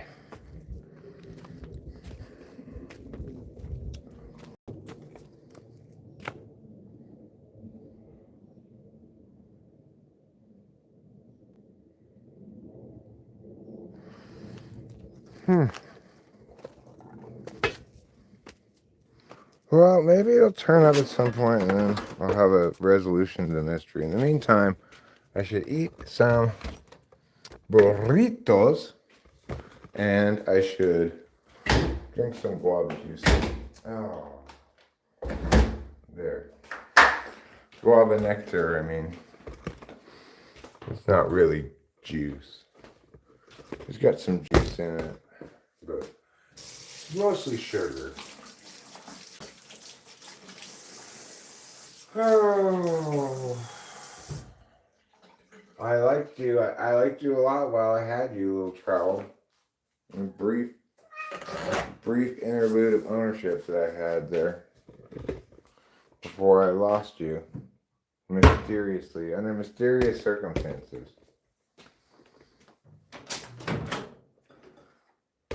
Okay.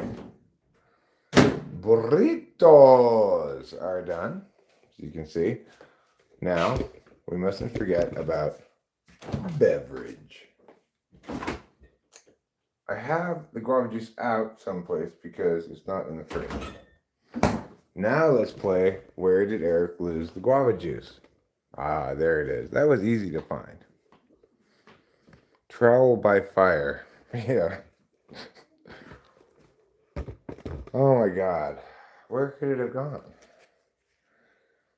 Oh, where has my little dog gone? Oh, where has he gone? He's covered in cheese and likes to eat peas. Shoot him if you see him. Doggone. I wonder who Rachel's talking to. She's having an animated conversation. I heard it clank against something, and then he grabbed the bucket and walked away from the house. Yes, I do have the Olivia Newton-John headband. Because I'm cool like that. I'm a maniac. Maniac on the floor. I needed a headband. Rachel had a headband. Now she no longer has this headband because she's not getting this headband back. This is my headband now. I like it too much. It's just too swag.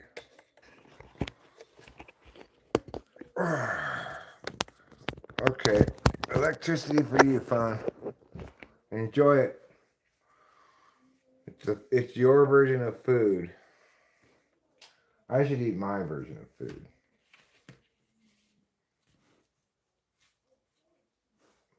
You think phones, when they're low on battery and you plug them in, they're like, oh god, that feels so good to get some food.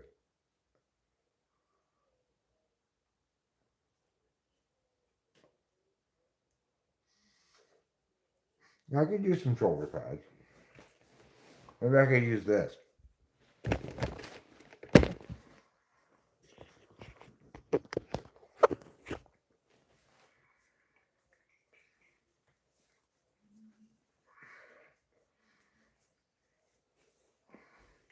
What do you think?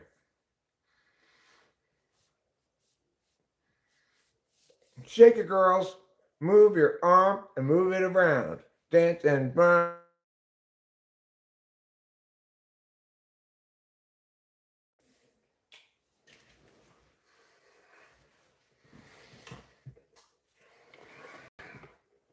I gotta get my other hat and I can have double shoulder pads.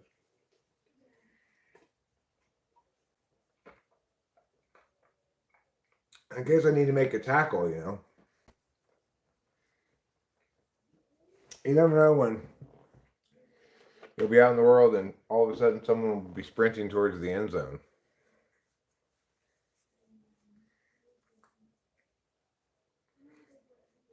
I'm gonna get my other shoulder too.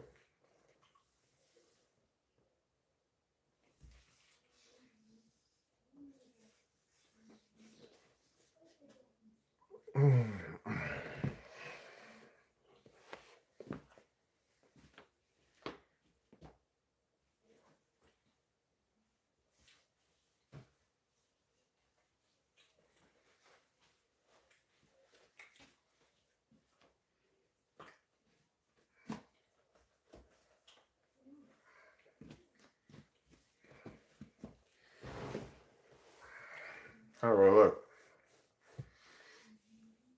I'm sassy. I'm doing some exercise. I got shoulder pads and a ride thing on my head that's super cool.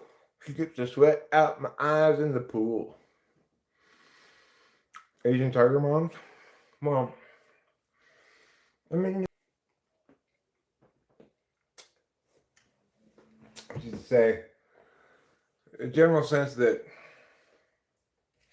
try to do a little bit of everything rather than be anything specific is a good idea. You know?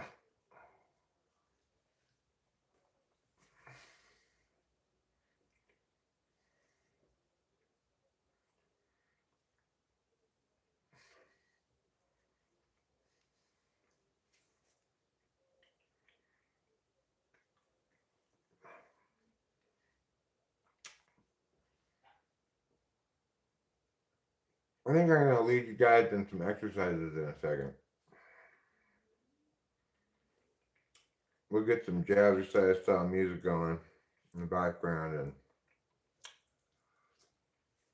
I'll walk you through some of the tips and tricks and hacks that I've learned over the years as a bodybuilder.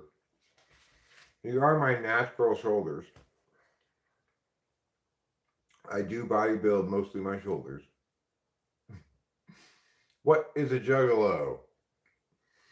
Hello, Cammoto. Very nice to see you. How are you doing?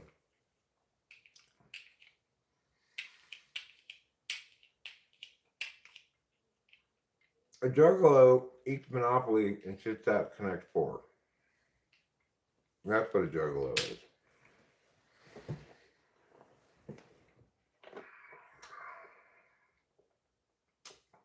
The burrito is necessary nutrition. I wouldn't call it scrumptious.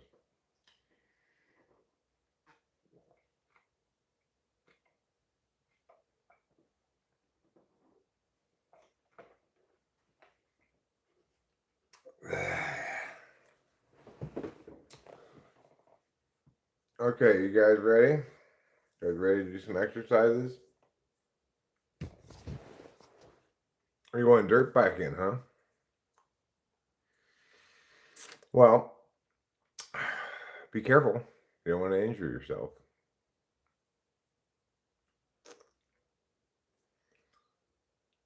Also, make sure you bring plenty of food. Obvious risks going to Hungry Valley. Safety third. Fair enough. That's close enough. I did some gnarly shit in a little car the last couple of days. I went to get rocks for the pond, and there's one place to get them, but you got to go this like super steep grade hill, and then I had to back down it too. It felt a little sketch, to be honest. But when I was done, when we got down to the bottom, I said that was pretty gnarly. It wasn't very long, but it was just pretty gnarly. Made me think of you, of course. When I think of gnarly, I think of you.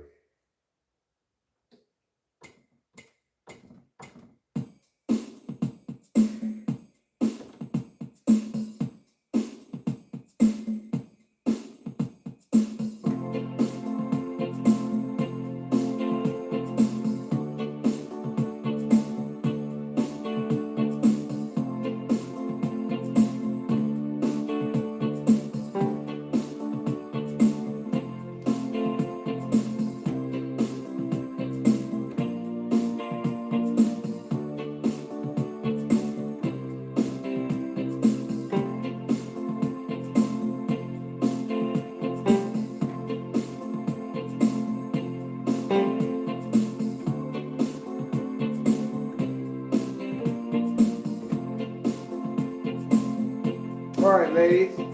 Everybody get up and move your arms. Move them around like they was arms. Then you go over here and there. You move your feet in your underwear. And then you go here. And what do you say? You say, hey, look at me. I'm doing exercise today. And that's why I'm here. Because I'm the exercising guy. It's clear. It's clear. Yeah, it's clear. I can move all my body parts, my toes and my feet. I've got a couple legs that are really neat. My arms do things like pick up stuff, and hey, that's quite enough of you judging my arms. Everybody goes step, step, step, step, step, step, step, step, step, step, step. Yeah, that's good. Step, step, step, step, step, step, step, step, step, step, step. Yeah, that's good. Step, step, step, step, step. Now go step, step, step, step, step. I want you to go step, step, step. Go forward and backward, just like this. Go forward and backwards again. And then you go and push that note. What are you doing? Floating a boat. Go over here and push that C. What do you say? You gotta go to B flat, I mean, because that's the right key for this kind of thing that I'm doing here.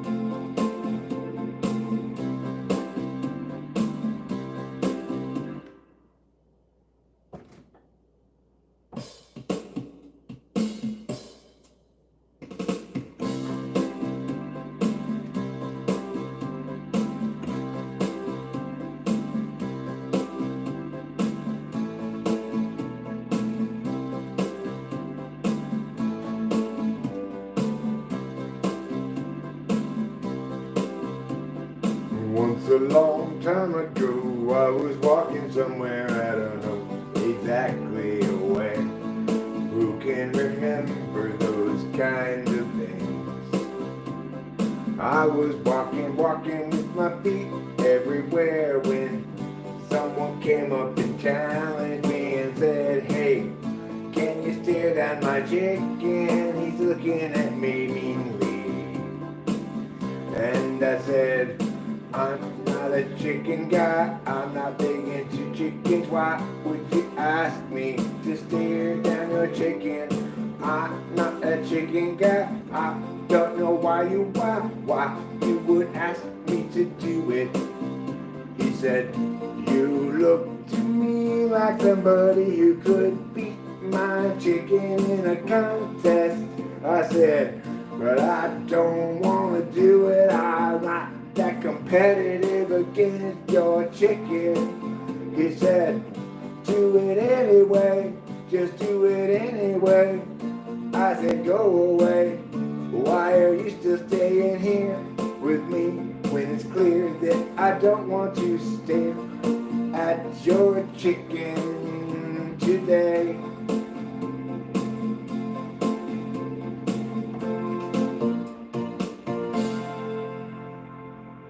Wonderful times, wonderful places. The places we'll go, the people we'll see, the things we'll do, wonderful times. Okay.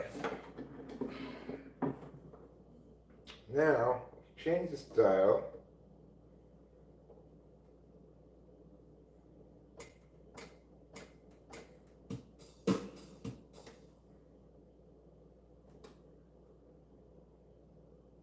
Let's see, what key? Let's play in D. No, let's play in A.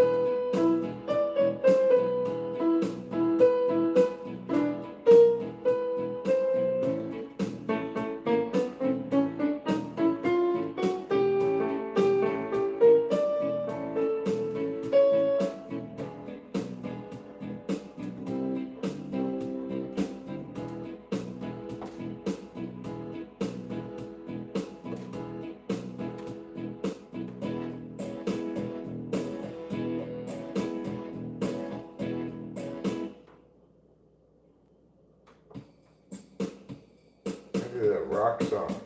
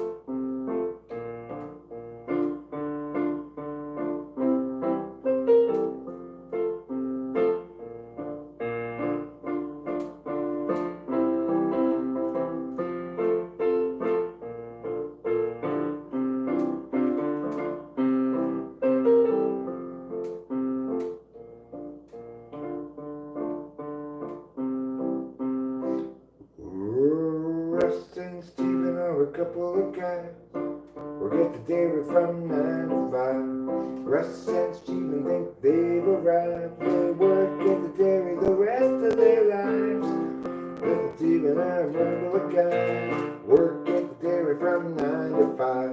Russ and Steven think they've arrived. They work at the dairy the rest of their lives.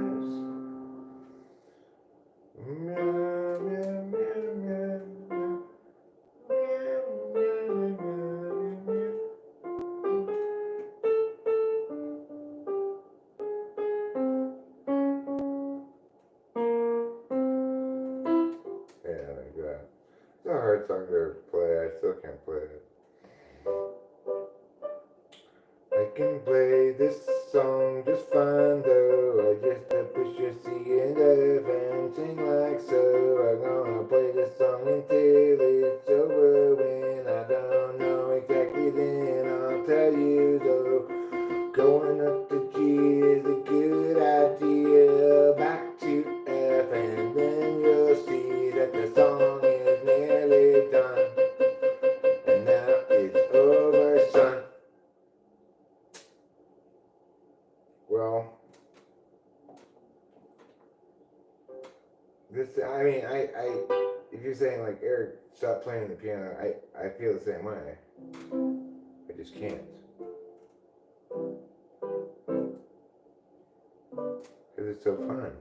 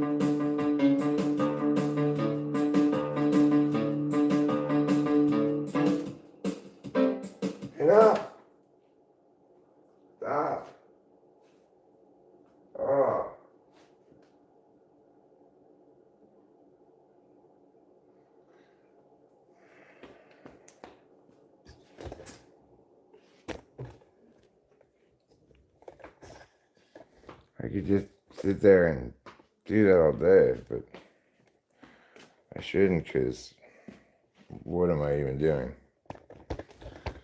I guess the answer to that is I'm playing the piano.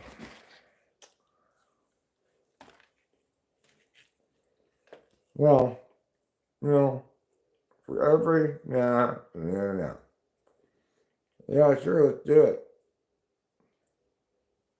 You removed your comment? What comment did you remove? I'm curious now. What got Cameron to take a message away?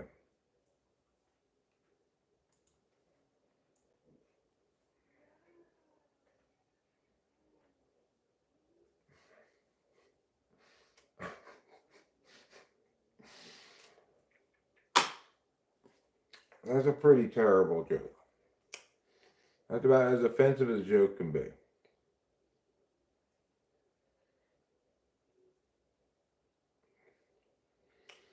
Kind of like if you gave me a greeting card for National Come On a Retard Day. You know, you're partying now? Good for you. You can tell I'm partying.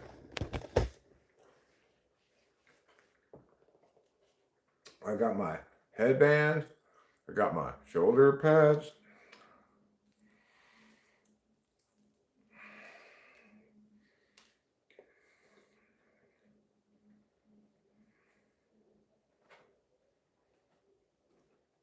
What I don't have is my trowel. And that's a great consternation to me. Cactus Blob, would you like to pull a bong rip with me? I'm going to pull one as soon as I'm done eating this burrito.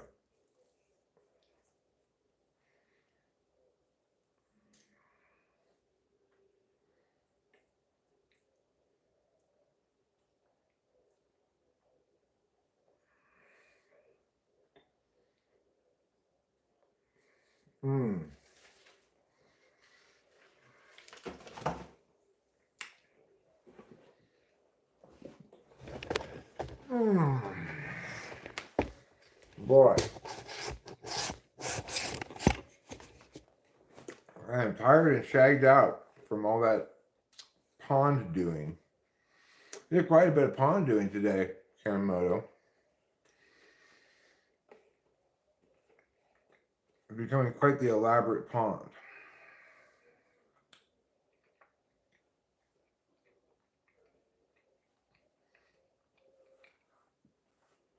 I think it's fine that you removed that comment. I think, that comment is just doing the best it can to be as offensive as possible.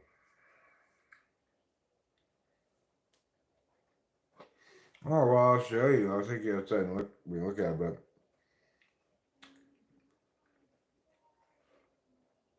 I put down the first cement today.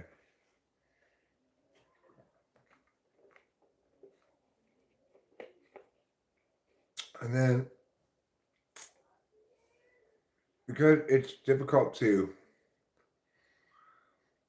in like a bowl area, little pool area, difficult to get this cement to stick all on the dirt and stuff.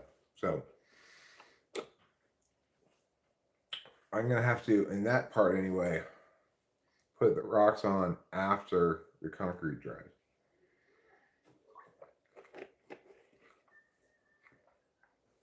But let's go take a gander, shall we? I was Rachel talking to you. Hey, Rachel. Hold on, Jamie. Hold on. Yes? Look how much working out in the backyard built up my shoulders. Wow. These are all natural shoulders. I'm ready to hold an aerobics class now. Yeah, you are. What do you got in those shoulders? Just meat and bones mostly. Oh yeah, meat and bones. This one's a hat, I think. Yeah, this one's a wool hat. Uh-huh. This one is a corduroy pants. Does the job. But do I look like I'm a Have you been maniac on working the out? floor? Yeah, I was just gonna ask. Did you work out? Well, you know, I worked out and danced at the same time, of course. You danced? I missed it. I'm a maniac on the floor. Of course I danced. I was dancing like I never danced before. Jealous. Yeah. Okay. Now I go to smoke a cigarette. You going outside? Smoke a cigarette, yes. Okay.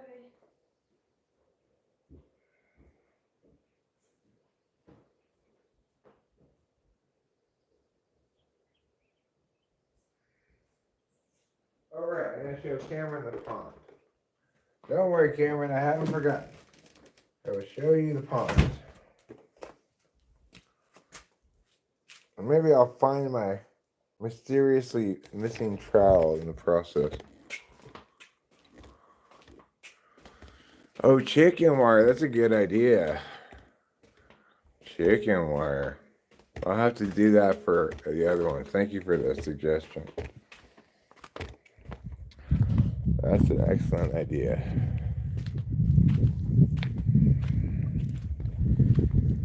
So, I've got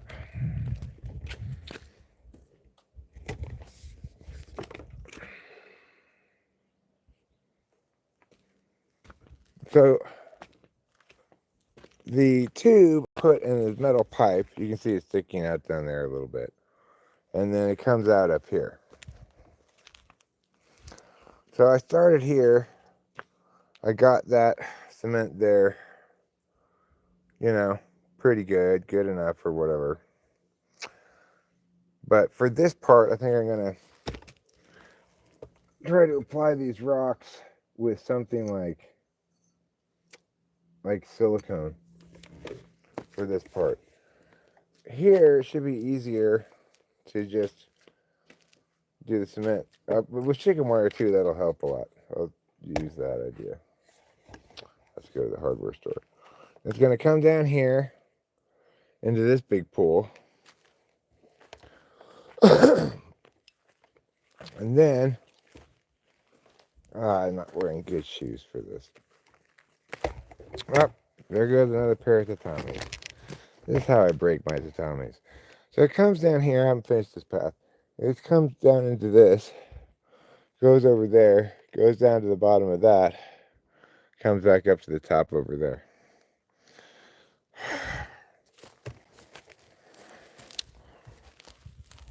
This hill has claimed more tatami slippers as its victim. She just put my shoes on, but I think, oh, that's going a couple of feet. That's all it takes, dumbass. That's all it takes. Alright, well, now I need to get another pair of shoes.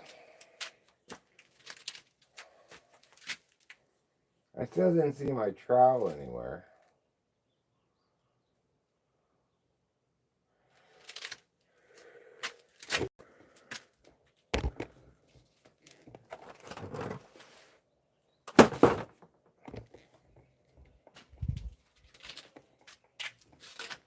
Huh.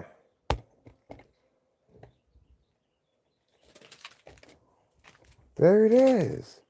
It's like I thought I heard it. How could I have heard it? Maybe a clicking sound, I thought. I looked and there it was. I found it. That's good. Good job, Eric. Way to find it. It's like it called out to me. How magical. Well, now I have to go back around the other way. I only have one functioning shoe. At least I have two shoulder pads that I don't need.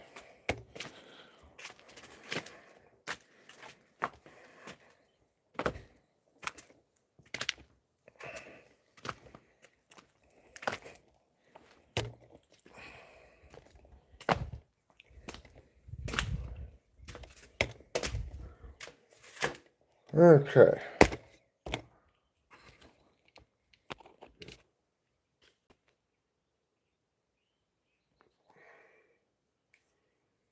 All right. time to get back inside. I still haven't smoked a cigarette though. I just showed Cameron the pond.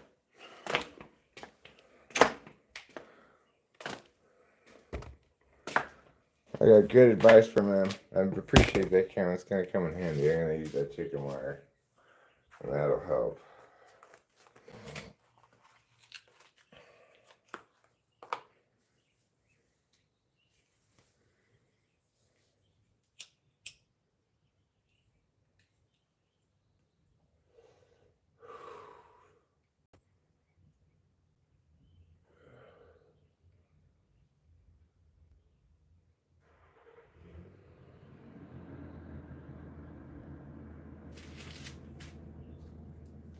Looks like the neighbors are going somewhere.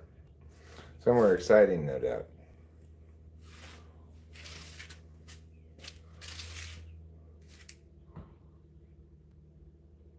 The camera was sitting up. I couldn't see it.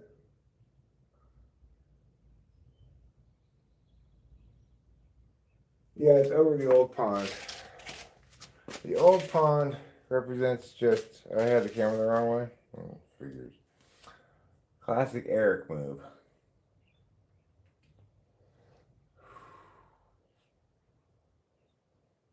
Yeah, it's got basically 3 levels.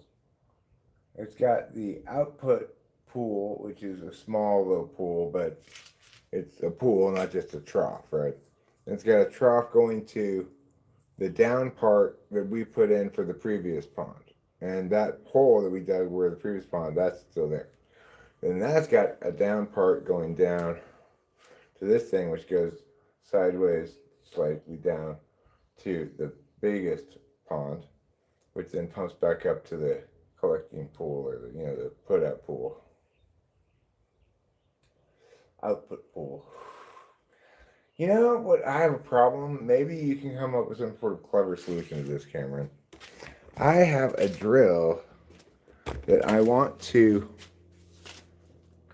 use, but it's one of those old kind of drills. It's got one of those chuck things, you know? Can you think of anything else I could use to open it? Because I don't think I have one of those. I got it to take out these ridiculous shoulder pads. They're inhibiting my ability to do things at this point. Oh.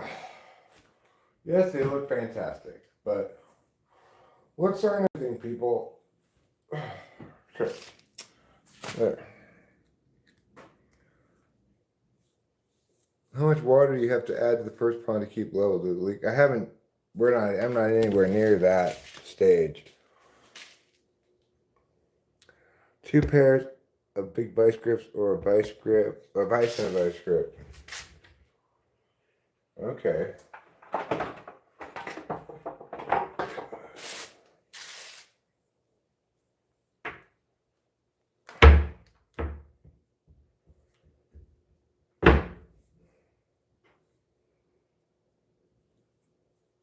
Okay.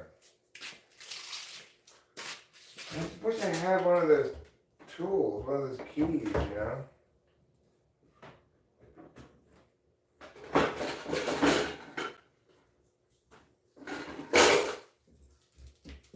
Alright, let's see if I can do it with vice grips. Pair of vice grips here. Pair of vice grips here. Let's give it a shot. Okay, so make this one smaller.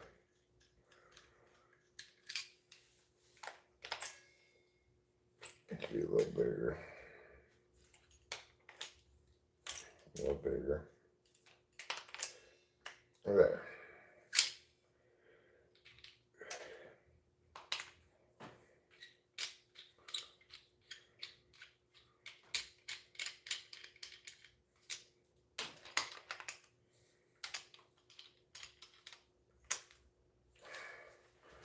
So which way do I turn it?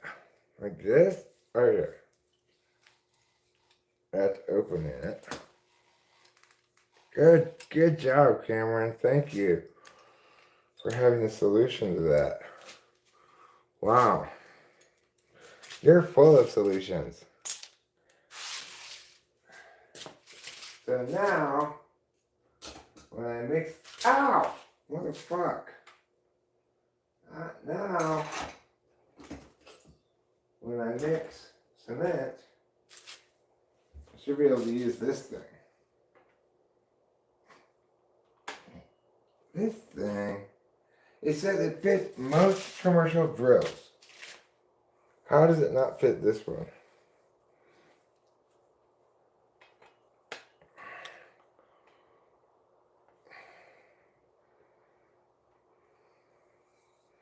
It's so big. I think maybe I should just shave down this end and then I could fit it in here. What do you think?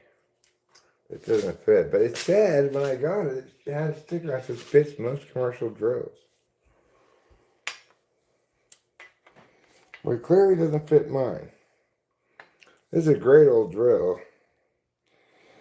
Okay, well, I have another possible solution for this, actually. What about this one? It does fit in this one, but how do I change this to this?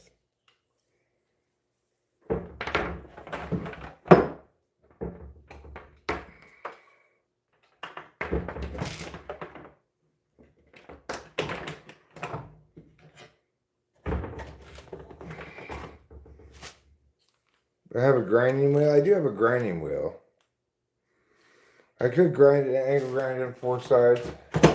All right, let's do that. If that's the easiest solution, let's do that. I'm gonna put on my hearing protection.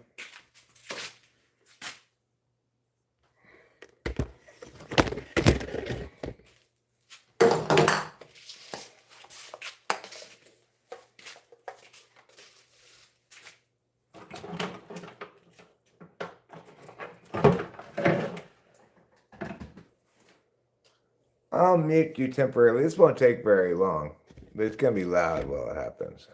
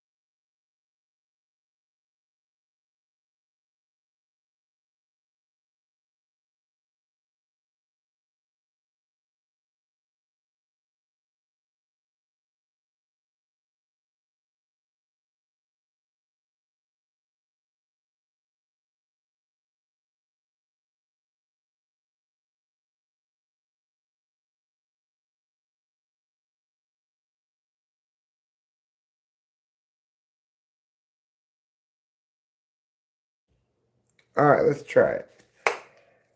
See if it fits in my drill now. Burn myself with my cigarette. It hurts. It hurts my little finger. Put some aloe on it.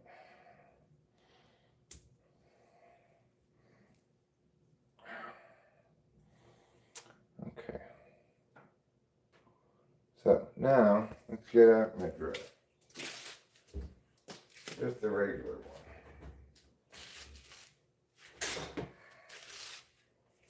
one. fits in here.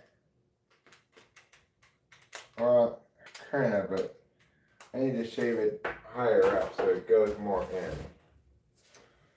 So we're gonna have to go back to the grinding again.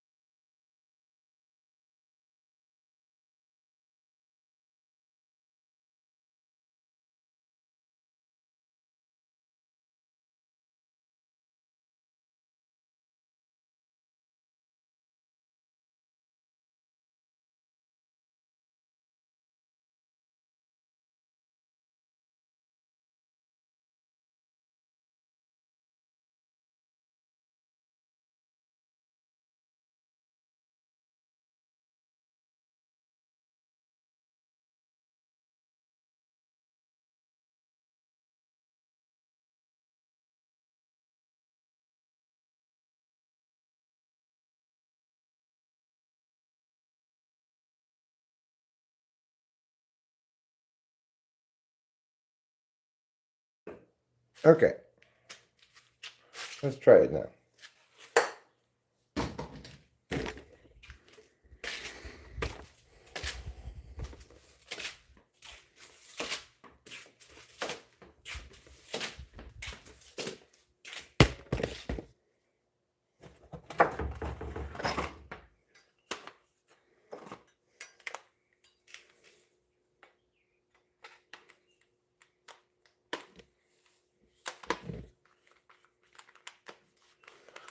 It needs to go in further than that. I have to grind it more. That's a tough cookie. Well,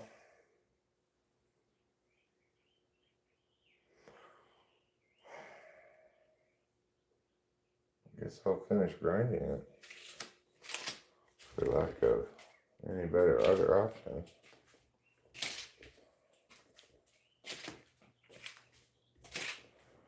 Maybe I have a better grinding disc, maybe. That's more of a cutting disc than a grinding disc.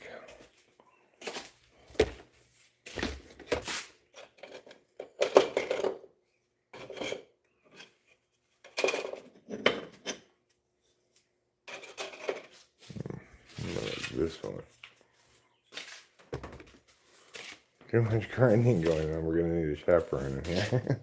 That's good stuff. Okay. So now I need to remember how to take this off.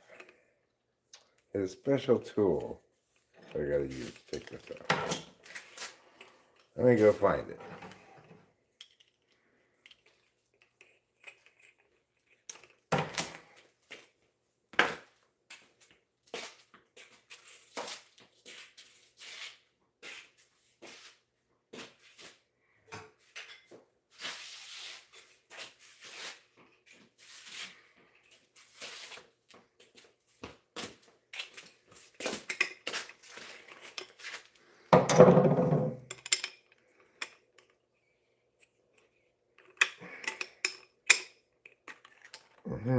Turn it that way. Okay. Just take that off. Take that off. Put this on. Put this on. Then we gotta squeeze it tight.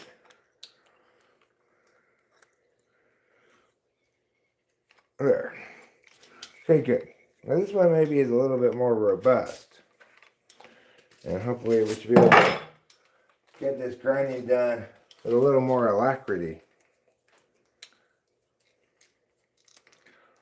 Okay. Ear protection, always a must.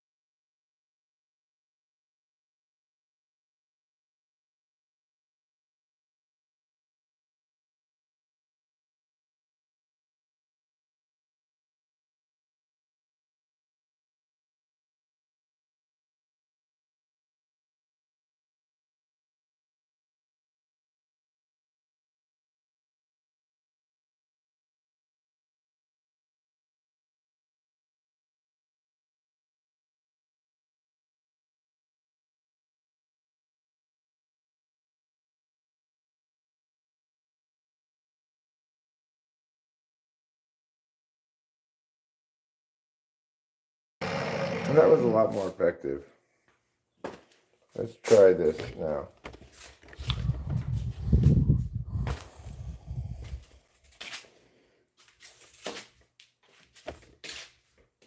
So this drill is not even closer. Take it out of the closet.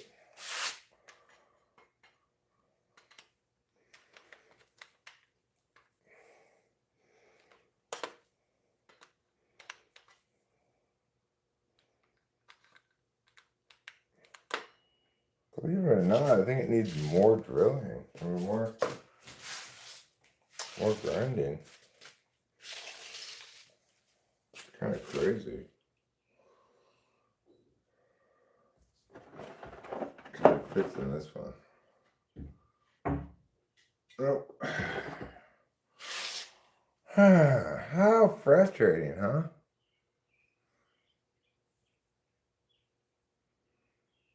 Well, I mean, I can get it down to size, I'm sure. Cameron says now go to 8 sides. I think you're overestimating my skills, Cameron.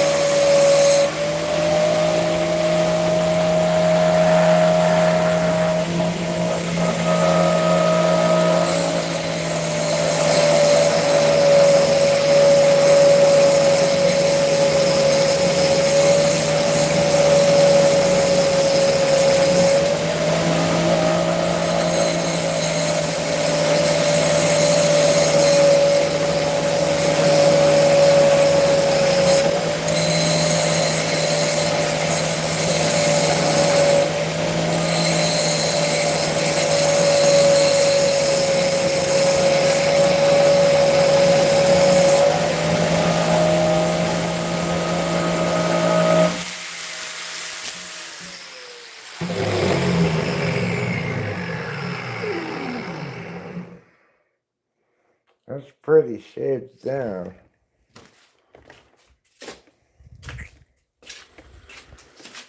Okay. Tell me I didn't put it back in here.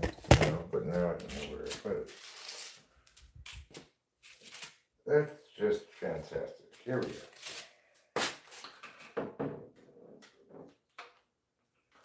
Yeah, that fits. All right.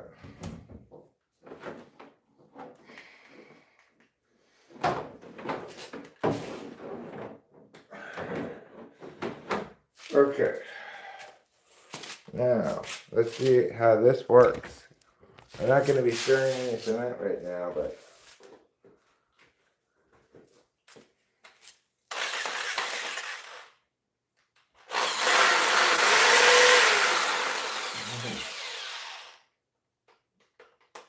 well, you know, it's a little makeshift. Maybe it'll work better than the other one.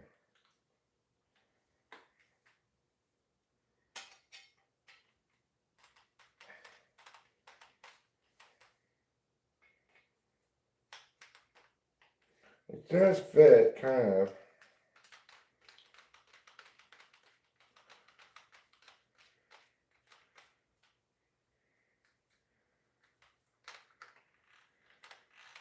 But it doesn't really stick.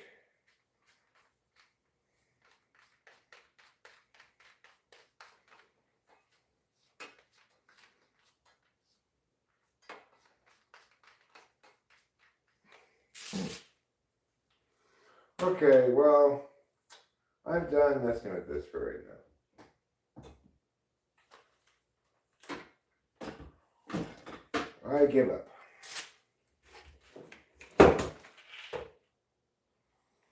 I feel like the hardware store lied to me when this little paper on the thing said fits most commercial drills.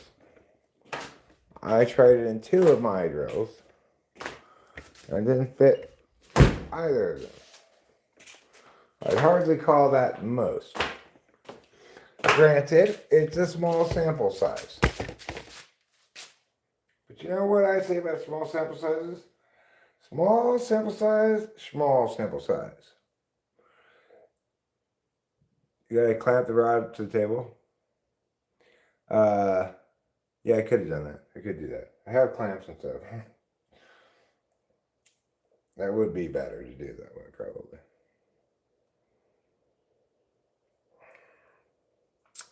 Cam Moto is a lifesaver with these kind of things.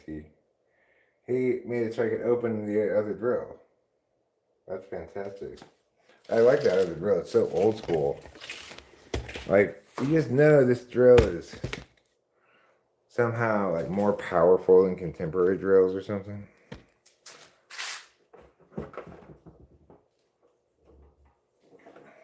See? It's got this like cool switch on it to go forward or backwards. It's a Craftsman.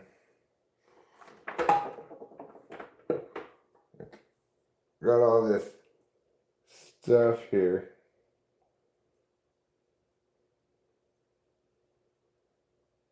Drill speed setting, drill size. 3/8" variable speed drill. 100% ball and needle bearings. 115 volts, 60 cycles. I wonder what year this is from.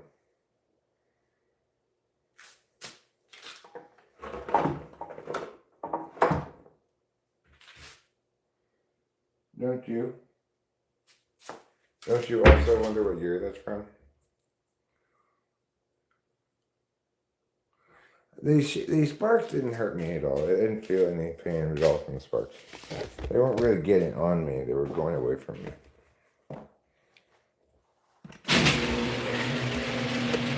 Okay, I've got to get another pair of shoes.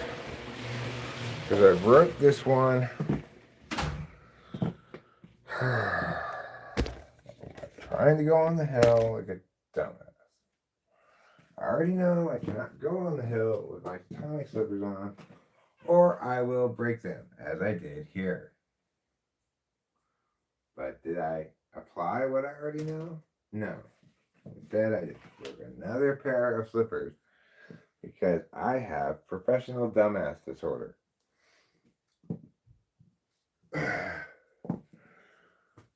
Which requires me to go into the field of professional dumbassery. I don't know where these flip-flops come from. These are nice. They're fine. They're not my normal to town these, but they're fine. Troll's still getting blood, you know. My own shoes. I gotta wash my hands. Well, I own shoes, yes. I do. I have a pair of boots, and I have a pair of sneakers that don't really fit me. And I have another pair of boots that also don't really fit me. But they fit okay if I'm wearing really thick socks.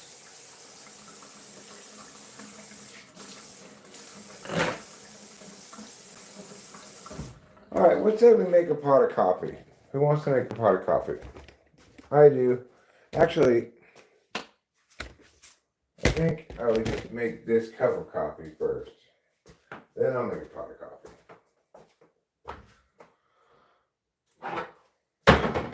For those who didn't know, I am E, not R. Sometimes people have trouble telling me and Rachel apart. It's understandable. I'm extremely pretty.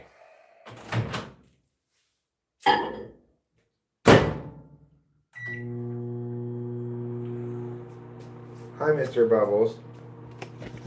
If you want eat audience? Okay. Yes, what a good boy. What a special boy, McGeshel boy. What an important boy, McSmorton boy. What a good boy, McSmud boy. What a silly boy, McGilly boy. What a happy boy, McSmappy Schmoy. Yes, Daddy's watching you eat, and so is the internet. Just like you want all of the attention.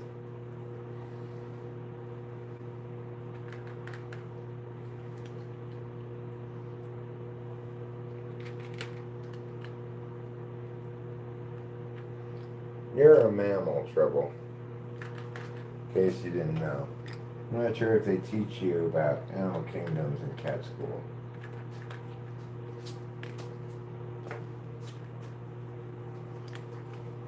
No, you don't have to yourself have mammary glands produce milk. That only the females have to do that. You still get to count as a mammal though. Isn't that good news? What, you weren't worried about that at all? I wish I could live as blithely and as carefree as you, Trouble. What time is it anyway? It's only 2:45. So early. I guess I'll get a good night's sleep tonight.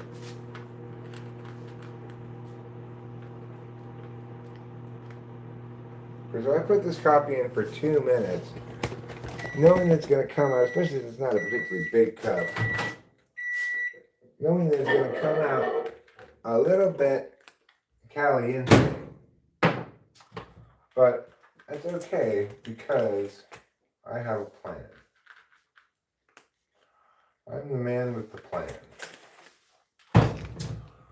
First I put in the powdered creamer.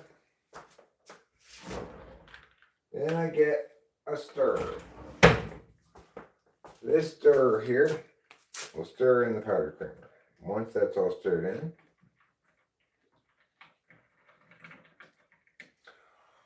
I might add a dash more.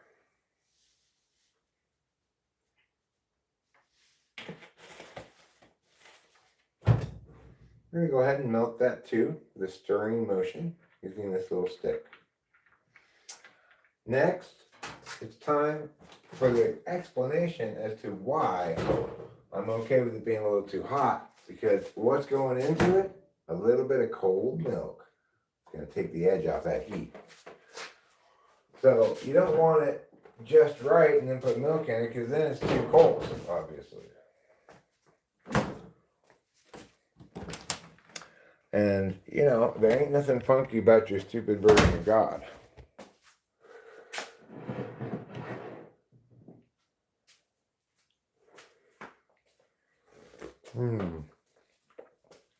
I believe that's my first cup of coffee for the day. It's always a delicious taste treat.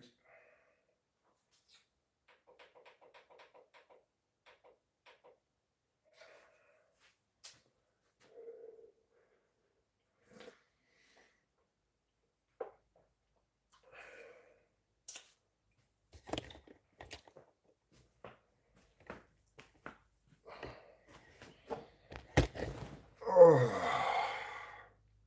boy, I'm beat. I had a busy day. Got a lot of stuff done.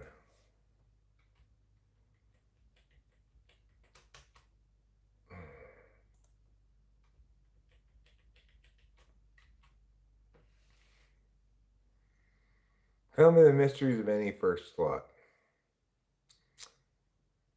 Um,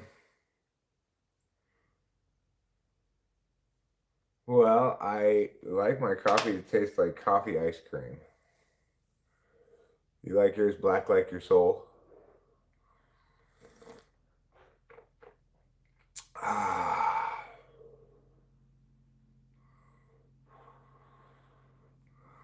I don't know what the mysteries of any first slot are. Any first slot's not a knowing function, you know. Rachel actually, I think, got a little offended yesterday because she's like, "That's an accordion." I'm like, well, she said, "What's the name of that thing again?" I said, "Accordion," because there was a number of instruments visible, right? She said, "Yeah, that's an accordion." I was like, "Well, I mean, actually, I'm not sure if it is an accordion." Because for me, I didn't see the person go like this at any point. It could have been some kind of shoulder mounted electric piano for all I knew. But not that it mattered at all, but my nature, my functions make it such that I say, well, it might not be an accordion. It was an accordion. I got confirmation from the guy who shared the video that it was an accordion. And then Rachel was kind of like, I think she felt a little like, why would you doubt me on this kind of a thing? But it's just not my intentional process, you know. It's not that I doubt her or that I thought it wasn't an accordion. I did think it was likely to be an accordion. But I wasn't willing to commit to knowing that because I didn't see it go with a push pull thing, you know. That's the key component of the accordion. If you don't push and pull it to push air through, then it's not an accordion.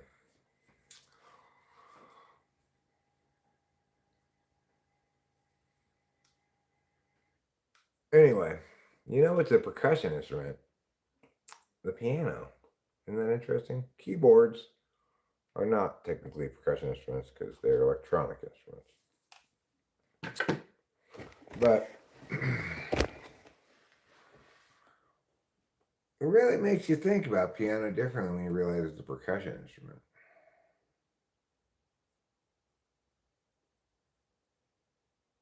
You went with the fair witness rules. The side of the barn you could see was red.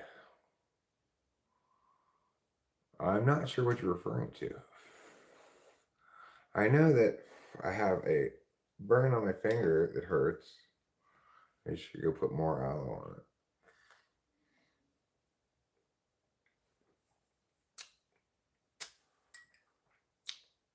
So I'm gonna go get chicken wire as per Cameron's suggestion. Hey, talk about that one gun you own.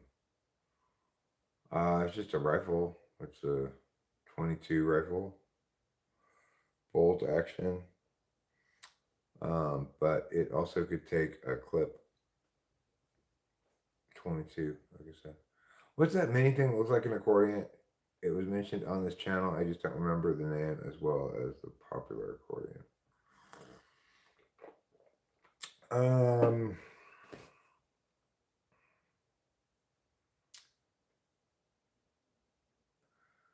not sure. I want to say it ends with mellow, like it's a harmello or something. Yeah, I don't ever do anything with it. Broccoli Todd, it just sits in the garage. I'm not a gun guy. I just don't find them very interesting. Like, yeah, around here, there are plenty of places you can go shoot.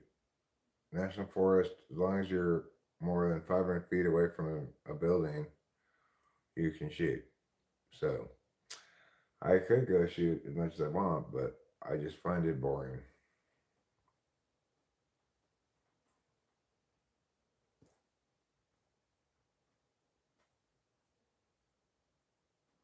Talk about Gavin Newsom. Well, I mean, I don't think of him as having done particularly much. The only thing that I think of him as linking to is his horrible response to COVID. Concertina, thank you. Thank you, Winston's mom, using the power of Google to answer all the world's questions.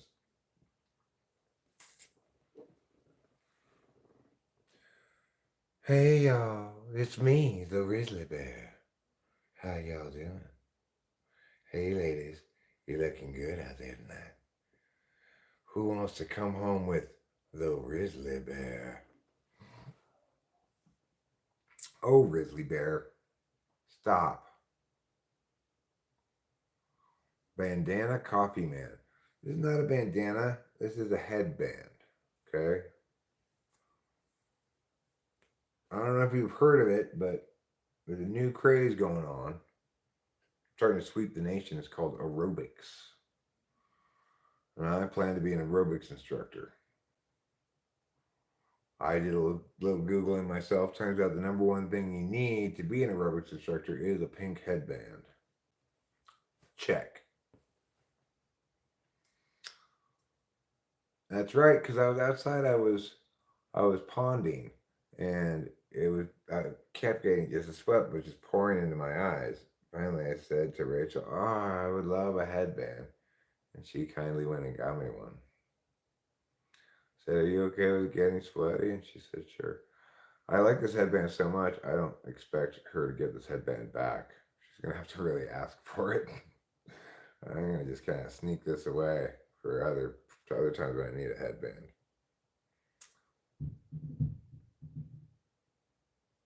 If I can claim full ownership of it, maybe get her to give it to me. Then I could even like draw a pattern on it or something. You do finger aerobics every day on your smartphone? That's wonderful tech tidbits. Your fingers should be fit. You'll be ready to do things such as poke a melon to see if it's ripe.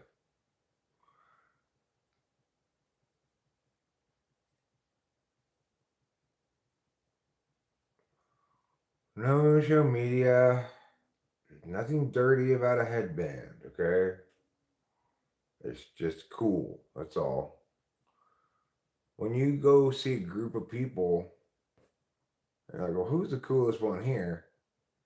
If there's just one guy with a headband, everybody's gonna go that guy. Because obviously he's got stuff going on that makes sweat come down his head. He needs to protect his eyes from that sweat because he's busy. He's busy, he's accomplished, he's high achieving, he's everything you want to be and more.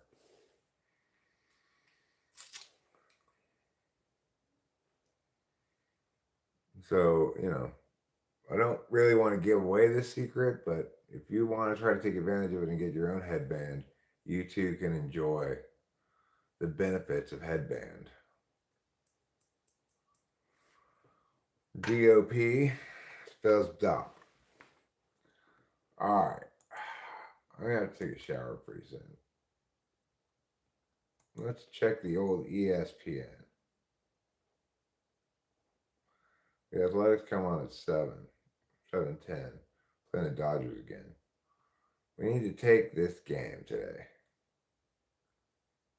Playing all these teams with winning records. See how my fantasy teams are doing. Eric's excellent team. I'm 3 points behind my opponent. Who's on the bench? Well, I'll keep Shohei at DH.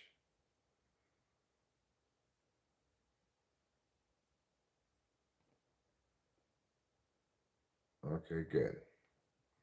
That team's well set up. I don't need to make any moves or anything. The second team, I am losing 165 to 91 right now. And it's like none of my people are playing today. What's up with that?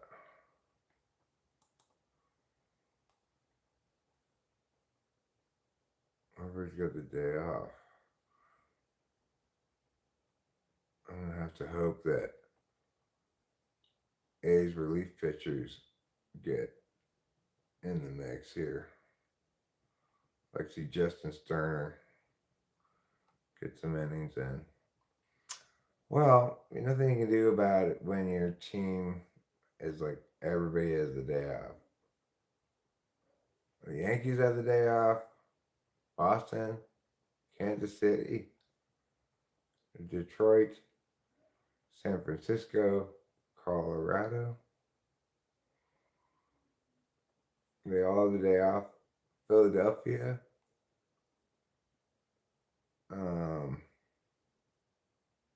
St. Louis. Boston again has the day off. Pittsburgh. Philadelphia has the day off. So, and Chicago Cubs. So, a lot of teams have the day off today. Maybe more than that, but those are the ones that are on my team that have the day off. You are given the power to change the names of the week by the great headband fairy. What would the new names of the week become? In the days of the week? I mean, I just call them.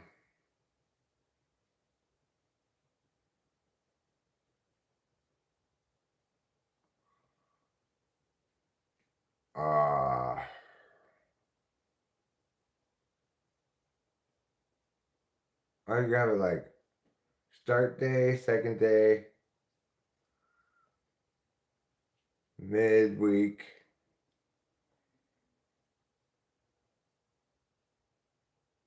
fourth day, then Friday can keep its same name. Then weekend day 1 and weekend day 2. There. I've named all the days of the week.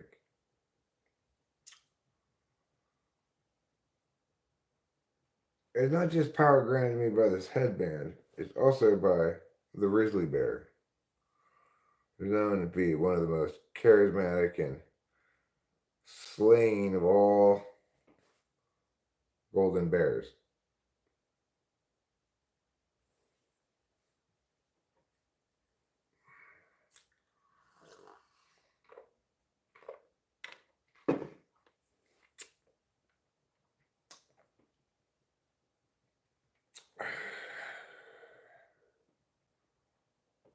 I think he's dressed up for St. Patrick's Day or something.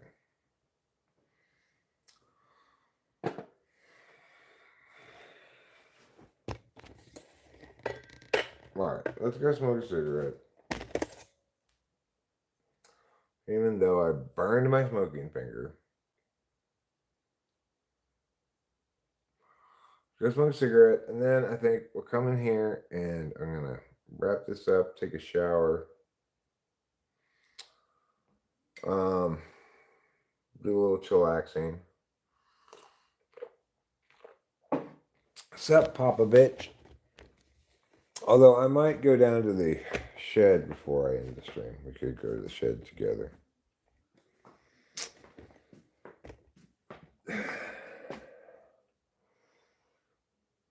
The shed's full of interesting things, and I'm just wondering if it has any like concrete trowels and stuff down there. Certainly feasible.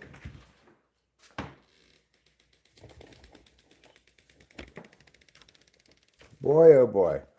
Let me tell you about the joys and wonders of a trash compactor. It's like if you had asked me at any point, do you need or want a trash compactor at your house? I would have said, fuck no. What do you need that for?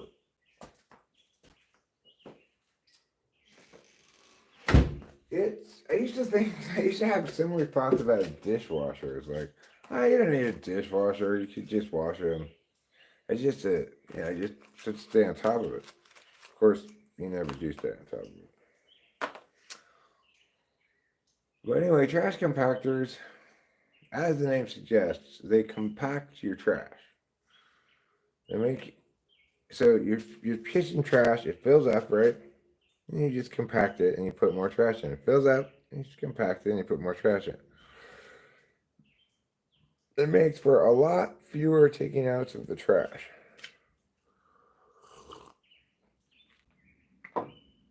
When I think of cognitive personality theory, I think it's not a theory. It's just some shit that guy made up.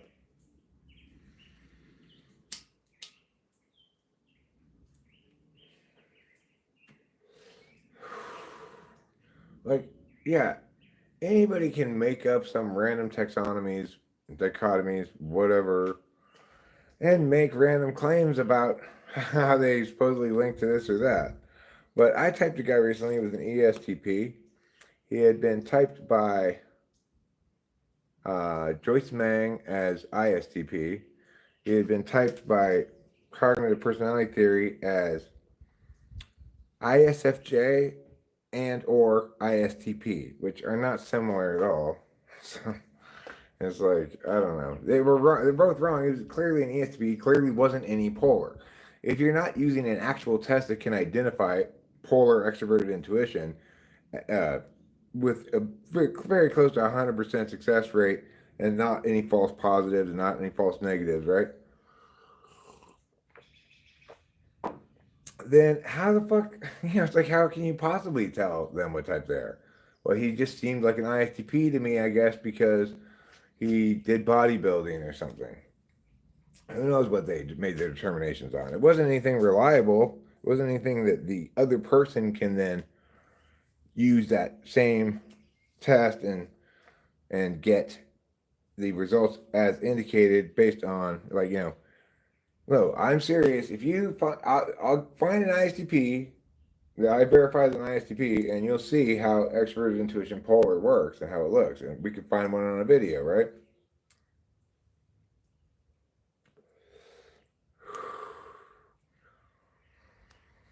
With him and Michael Pierce can be hard for you to understand. They're not explaining things. They're not providing good explanations. Explanations are things that have operationalized definitions that empower you to determine the correctness of something.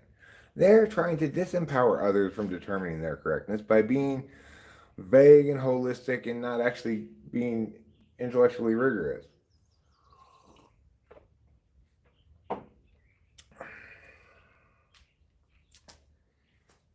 So don't even get me started.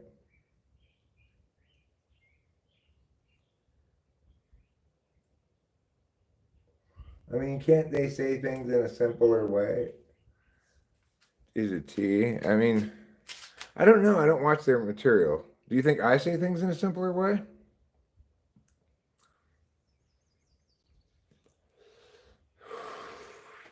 Yeah, I very well might get on to writing it.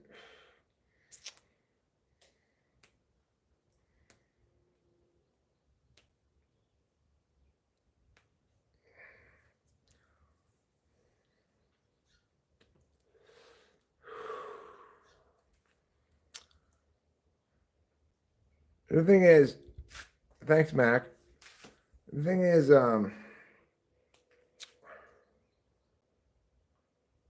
I believe I explain things pretty straightforward, but some of it is kind of unavoidably dense. I mean, you're dealing with a model of consciousness, which is as fluid a thing that you could possibly try to model, you know? Glad to hear it, Galt. Who is your favorite MBTI core writer? I don't have any. I don't. I don't look to anybody else at this point for any information on typology. I did when I first started researching. I researched the shit out of it, all kinds of different things, socionics, everything imaginable, right? But once I parsed through all that information and figured out where things were wrong, what they were not doing, what they didn't know what they were not doing, etc.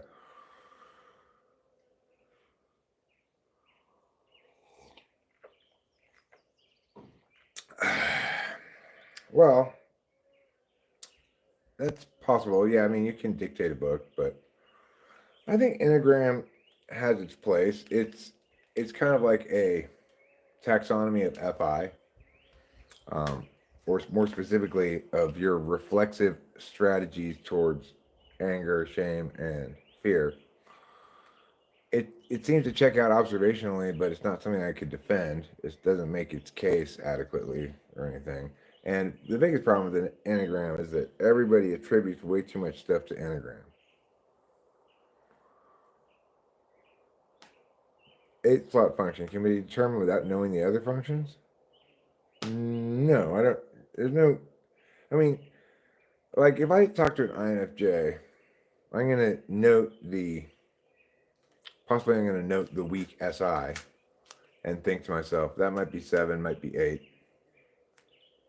but no, you can't. There's no test for eight slot.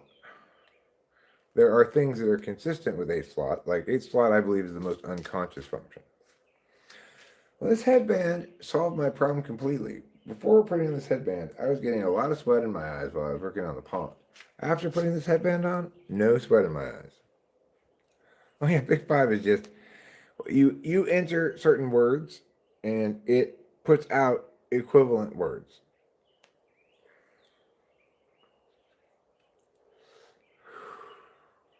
Big Five is just full of lies. That's all it is. It's like people don't have these attributes, and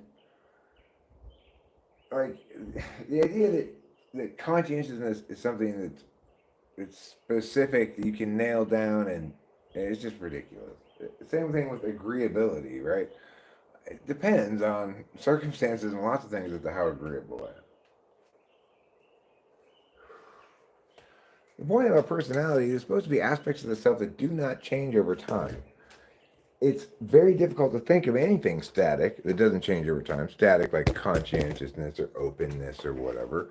We all have gone through periods of time where we're more or less agreeable, more or less conscientious, more or less open, more or less neurotic, etc. So we know those states of being are things that we experience in varying levels across time. So, what kind of thing can we actually establish as a personality trait, something that does not change across time? And that is attentional configuration, your habits of attention. That makes sense, right? Big Five doesn't make any sense at all. I think I'm going to have to go get cigarettes.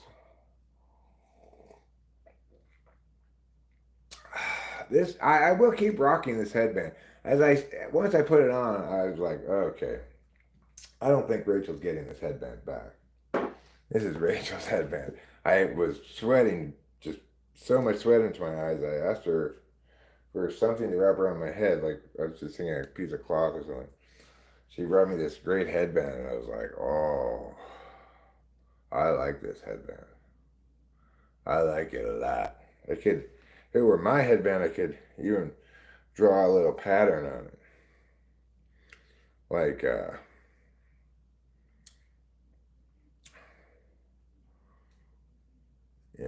I could draw like a target, like a little circle and a bigger circle and a bigger circle. Or I could draw like the Leaf Village thing on here from Naruto. Draw the all-seeing eye on it.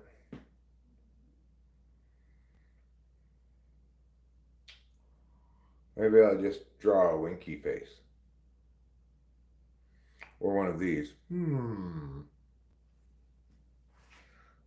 think that face is dumb. People use it all the time. Do you think we have a good intelligence test? No, because I don't think intelligence, general intelligence, is anything discrete that can be measured. And I don't think that taking a bunch of discrete things that can be measured, measuring them, and then compiling them and saying it's something other than randomly put together different kinds of different kinds of intellectual skills.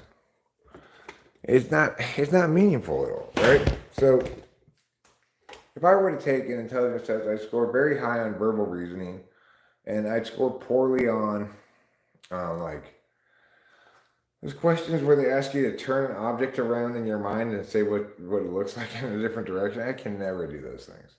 So am I dumber than somebody who can do those? Well, I'm dumber at that. But, it's like, what do I think it counts as intelligence? I think being correct counts as intelligence. You could be the smartest person in the world. Okay, you could be 1,000,000 times smarter than me. Now try being more correct than me.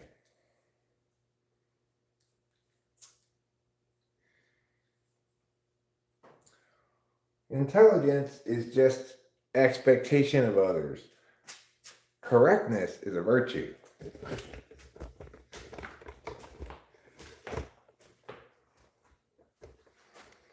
And that's one to grow on. You score high on those figure out how it looks when you turn it around in your head. I can't do that at all.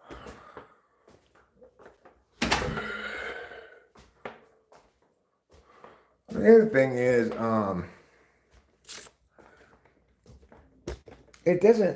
what intelligence tests don't and can't possibly measure is genuine creativity. So, whatever kind of intelligence you might say I have, I'm most capable as an outlier at making shit up on the fly, coming up with countless ideas, whatever, right? Is that of any value? I don't know. Is it part of intelligence? Well, that's the thing. There's no general intelligence.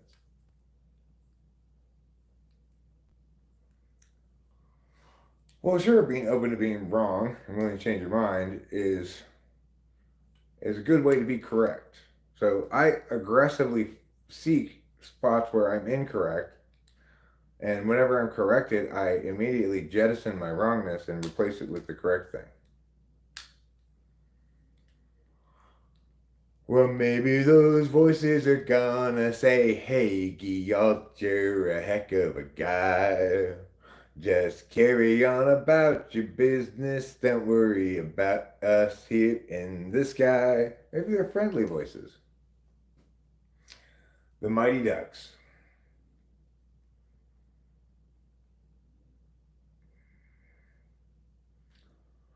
Well, I like to say it's 107. I took an online test one time that was only and all um, pattern.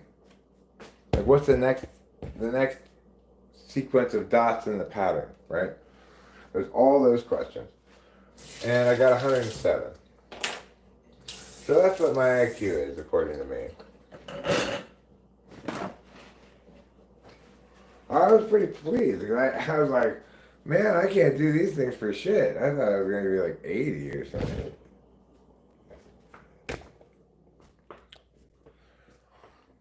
But, you take somebody with a super high IQ, like, I don't know, 160 or whatever, and put a guitar in their hand and say, now let's have a make up songs on the fly competition. I'll smoke their ass. They won't even have a chance.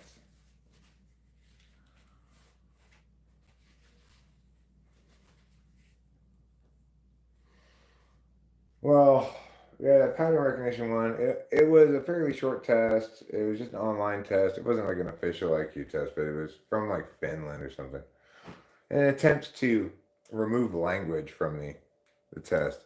There's this belief that if you could remove language somehow from the test, then it would be culturally normed, which is of course insane because all intelligence that is thought to be smart by people engages in some kind of symbolic language. Okay, Ike, we'll have a freestyle competition. My name is Eric. How do you do? I like Ike. I like you. We have a friendly rap battle. I think you're a heck of a guy. Wrong with the world is the fools and fanatics are so sure of themselves and wise people are so full of doubts. I'm not full of doubts. I am wise and correct and certain about it in most areas, but always looking to update my correctness, you know? If things turn out to be wrong, I'm the first one to announce, hey, remember I said that? I was wrong about that. I like to attack my wrongnesses relentlessly with a ferocity that equals flamethrower wielding GIs on Iwo Jima.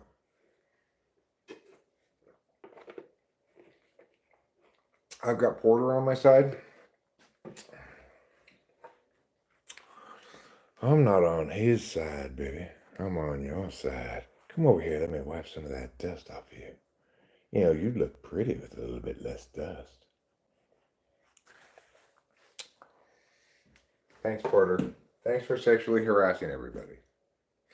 This doll I got turned out to be a sexual harasser.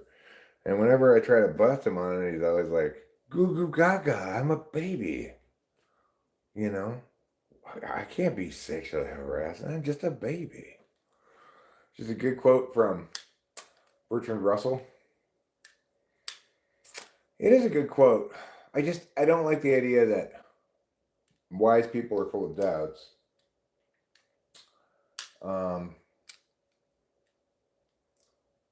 think in general, wisdom is the removal of doubt.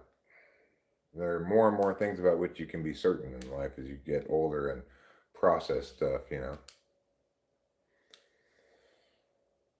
This test measured pattern recognition. Pattern recognition, pattern recognition. I don't like that. It's boring, it's hard, I don't know how to do it. It's dumb. It's like, okay, 1 dot, 3 dots, these dots turn that way, fuck you. Dunning-Kruger effect? What's the Dunning-Kruger effect? The people being so sure of themselves they're fools and fanatics? Well, yeah, I don't even think that qualifies really as Dunning-Kruger. I think with politics, you're talking about a special circumstance. Like the reason people are so idiotic about politics is because they're treating it as an emotional zero-sum competition. Like either your team wins and you're happy, or your team loses and the world's coming to an end. And most people who engage in politics these days seem to engage in it via those damn meows are to blame for everything. You know, it's either the Democrats or Republicans or whatever.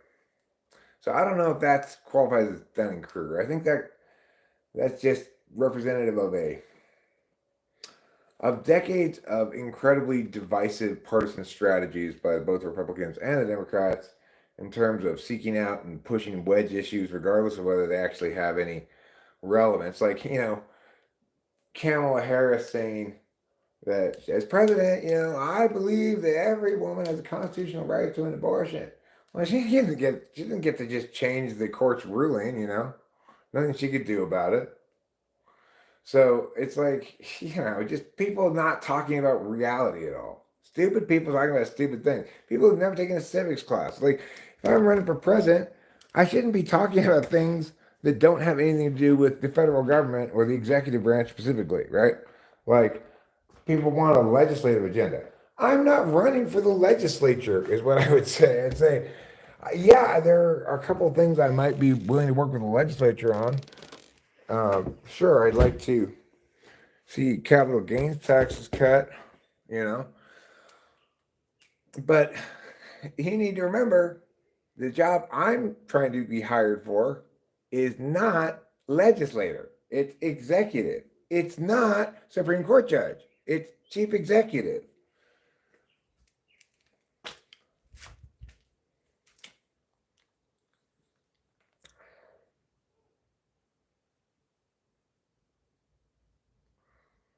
Yeah, Dunning Kruger is people don't know what they don't know. I had an experience with that once. I'm talking with Rachel's dad about some financial stuff linked to like Rachel's inheritance kind of stuff. Um, and I thought I understood. Like I was like, "What? I'm upset about Mia." And then he started explaining this shit, and it's so complicated. I was just like, "Oh, I don't know what the fuck I'm talking about." You know what? I am sorry, sir. I do not know what I'm talking about. Clearly, I am completely ignorant about this stuff. My bad. That's like pretty much verbatim what I said to him. You know, 'cause I realized, oh Jesus, I don't know what the hell I'm talking about. Every once in a while, that happens. That happened a couple of years ago. I think that the other side of Dunning Kruger, which people don't really talk about, is that people who are very knowledgeable about something assume other people who don't have any knowledge about it have a higher base level of knowledge than they do. So, like when I'm talking cognitive functions, I'll often assume people know meow or meow, but they actually don't, you know?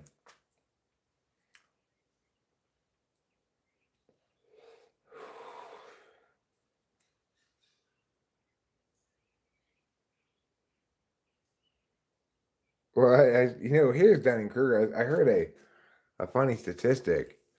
Um, I think it was they polled Americans, I think, and 40% of American men believe that if need be, they could land the plane. That's Dunning Kruger because those big planes are incredibly complicated.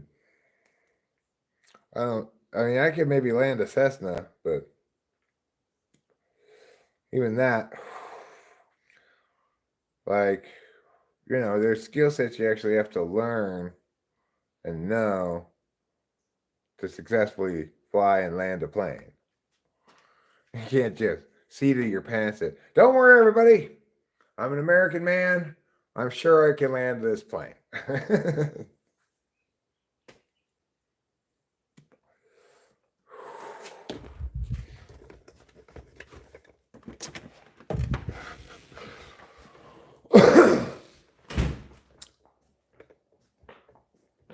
Well, I mean, that's the thing. It's like you just think, well, how hard could it be? You push down to go down, back to go up, I think. I think Melissa Talks is probably an ESFP. What do I think of Frank James videos? I don't watch them, but I have watched some of them in the past. I think they're kind of amusing sometimes.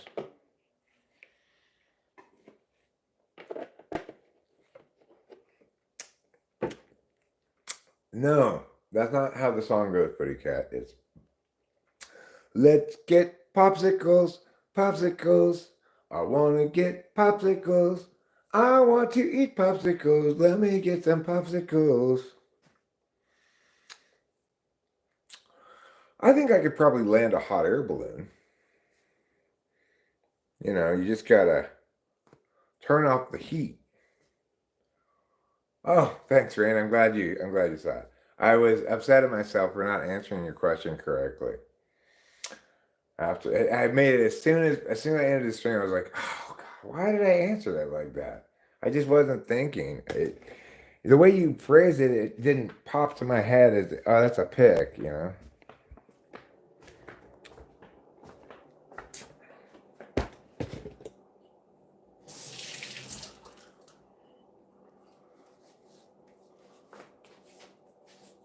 Yeah, that's cheese stuff. In video games, if like let's say you're playing Madden football and this guy has this fast fast quarterback and he just scrambles every play, and they call it cheesing. If you're running a plan inclusive counter plan, that's kind of like cheesing, but apparently you can't get a pilot's license if you have a diagnosis of psychotic disorder. Well, I don't have such a diagnosis, but I still don't want to get a pilot's license. I don't think Rachel is going to be too disappointed that she's not allowed to get a pilot's license. How many of you think, if necessary, you could take out someone's appendix? There's no doctor around, and the person's like, I got appendicitis, you got to take out my appendix. How many of you think you could successfully take out their appendix? You could, D2?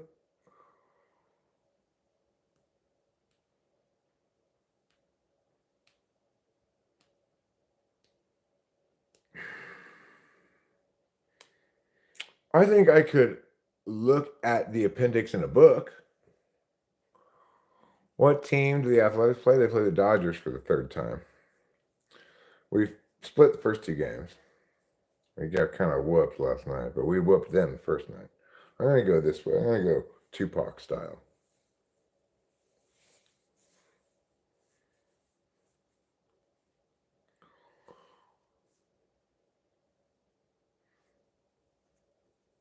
This was known as a warrior's bow.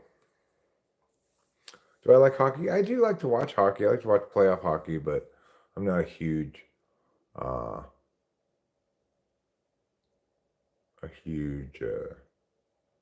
watcher. What are the actual objects that get impact analyzed? Oh, the impact calculus is probability, magnitude, and time frame.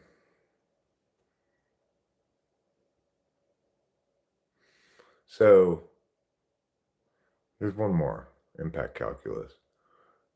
If you Google what are the elements of an impact calculus, I believe there's a fourth one that I can't think of at the moment. I had my appendectomy in 5th grade myself. I don't have an appendix. Do I think Jordan Peterson is an ENTJ or an ENFJ? I think he's one of the two, probably the former.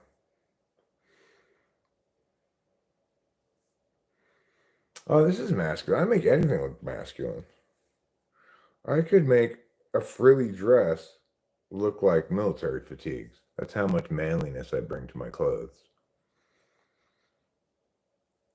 I got a wrong fast food order delivered today with nothing in it. Wanted McDonald's, but got Jack in the Box, but didn't even get any Jack in the Box. This isn't pink anyway, Mrs. Mom. It's salmon, okay? I wouldn't wear pink. I wear salmon. Salmon is very masculine. What type of music do I like? I like good music. I will share with you the playlist called Chappy Tracks, which has a couple of 100 songs on it now, of all the best tracks that I can find. Anything that's spectacularly good is good enough for me to listen to. Anything that's not spectacularly good is not good enough for me to listen to.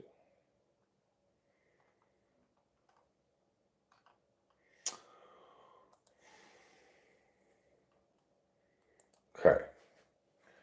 Chappy. There ain't nothing funky about your stupid version of God.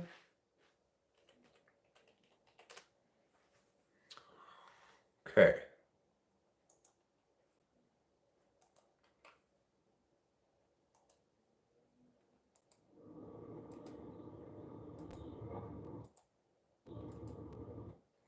Okay.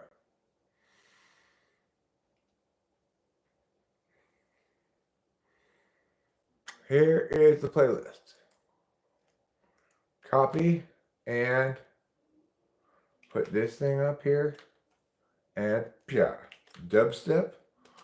I mean, I like specific tracks, right? Like if there's a really good track, doesn't matter whether it's called dubstep or whatever else. I mean, what are the things who's probably, well, it depends on what you're what your impacts are. So, like, a lot of people will try to impact to nuclear war and have some link story to nuclear war. Then they say probability is extremely high if we don't take my AF. We don't do the AF. The magnitude is terminal impacts. That's the maximum magnitude, global nuclear war. The time frame, the tipping point is now, is what they'll say. Duration is irrelevant with terminal impacts. Reversibility is irreversible. So, um, in that case, you'd only measure, usually you only measure probability, magnitude, and time frame.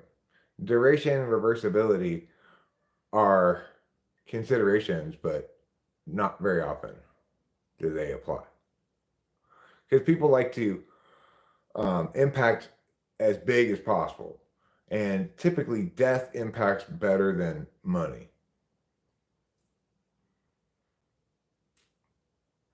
Make a Russian roulette playlist with 5 Somebody I Used to Know and 1 Anxiety by Dochi.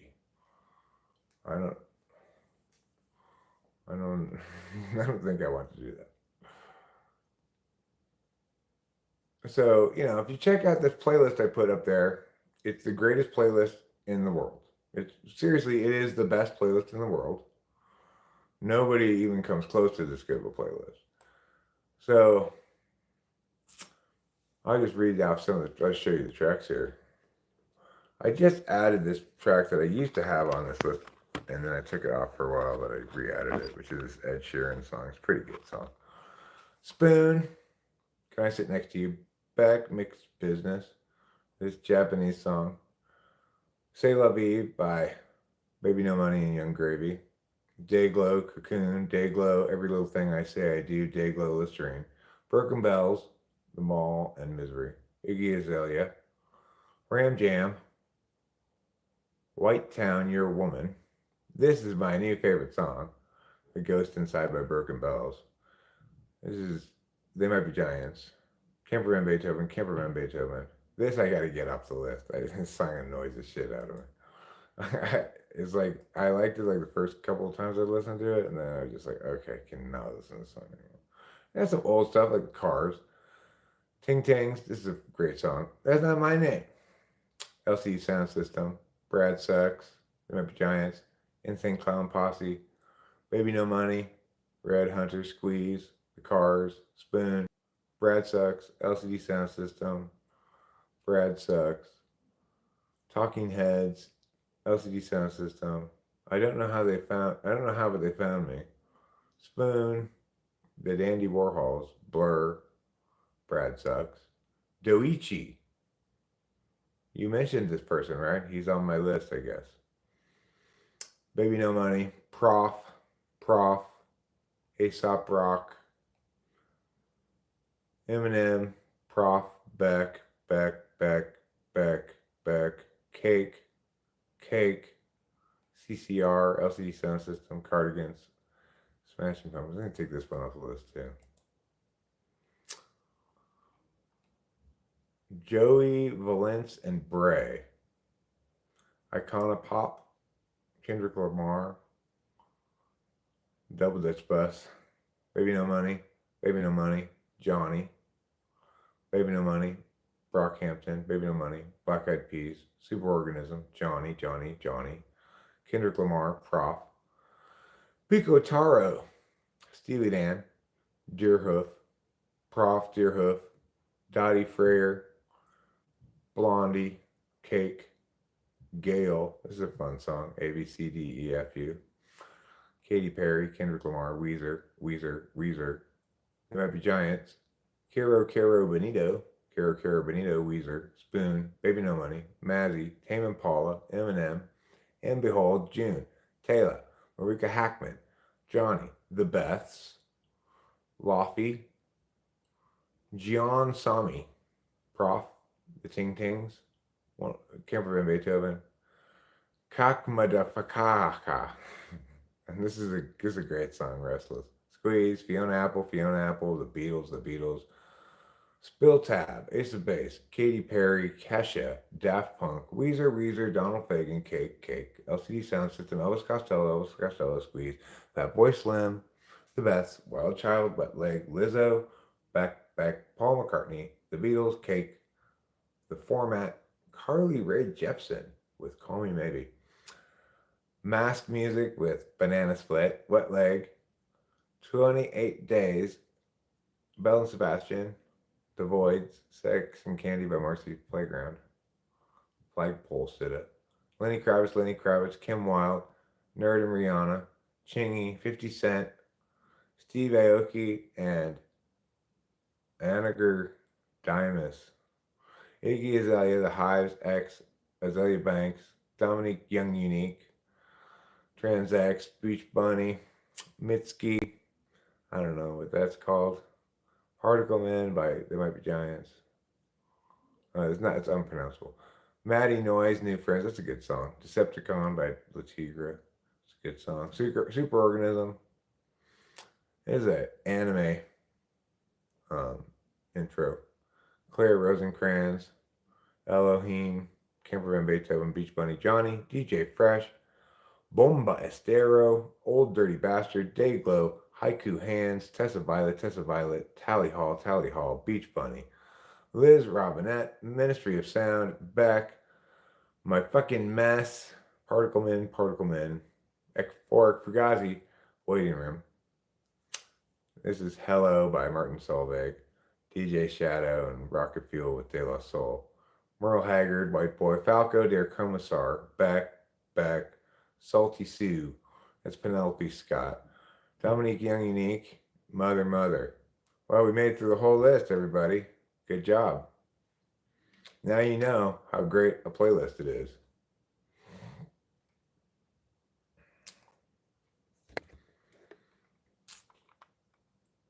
I'm not a big fan of Modest Mouse.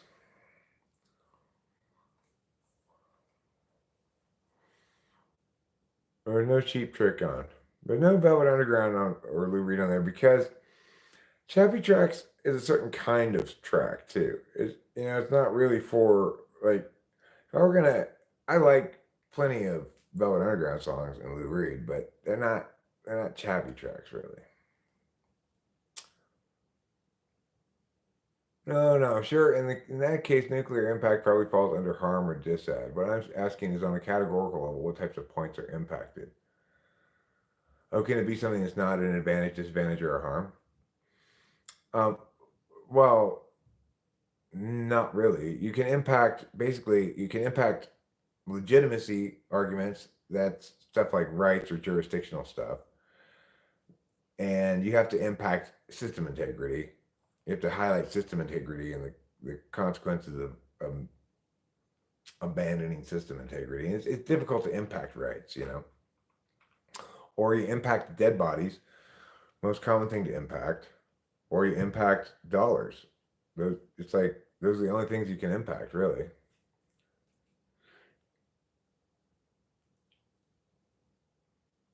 I mean, I guess you could impact quality of life without um, without any death,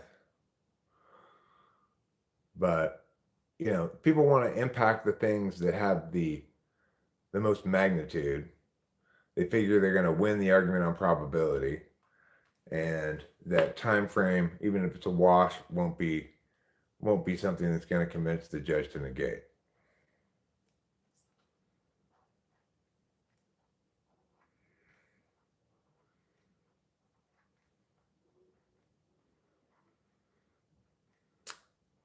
I talking with famous people. You appeared in a dream of mine recently. What came out of it was I realized something about you and streaming.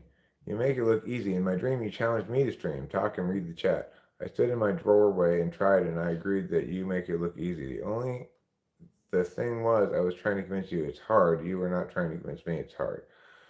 Not sure why the doorway was involved, and you were not wearing a headband. Can you sing Sunshine on My Shoulders by John Denver? I don't know that song, so no, I can't sing it. If I knew it, I'd sing it, but I don't know it. Well, thank you, Winston's mom. It's in my attentional wheelhouse. It's not going to be difficult for me because I have extroverted intuition as my dominant function. And I'm not an FI user. It's like if you're talking about, say, an ENFP, well, they can also come up with endless amounts of crap to talk about. But YouTube can be a pretty bruising place. You got to have some pretty thick skin. And I think ENFPs find it perhaps a little too emotionally rough and tumble sometimes. I remember I went into this stream that Rachel was watching one time, which was like an astrology stream or a tarot stream or something. And it's like, I put one thing in the chat, which was just, it wasn't even anything bad. It was just kind of like, Rachel's got lots of yods and rods and yars or whatever they're called, you know.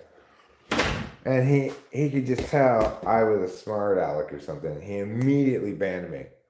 Like, I didn't even do anything, dude. Jesus Christ. You could just, he could just tell. I don't like the cut of your jib, mister. Well, we are going to have to go get cigarettes. You lie, fits most electric drills. Look at that. It says that right there.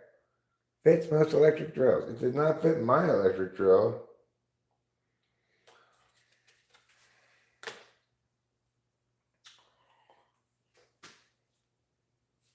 What is this world coming to?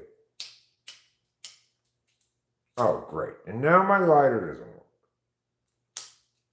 Oh, I had one more chance with it and I blew it. Okay, how's it gonna go?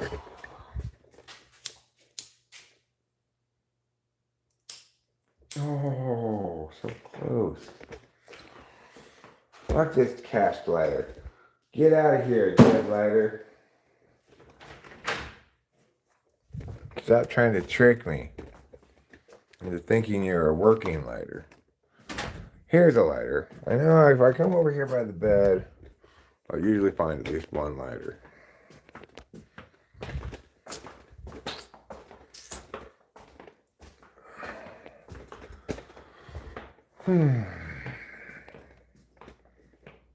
The real question is, was Eric wearing a headband in your dream?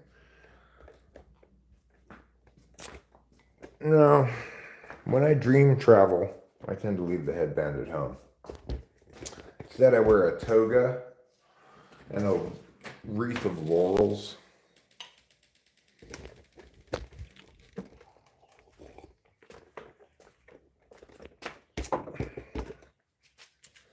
Dream travel. Wouldn't that be cool, though, if you could do that? If you could travel into other people's dreams? Just be like, okay, I know where Rafael Nadal is tonight. He's at this address. Now I'm going to go to sleep.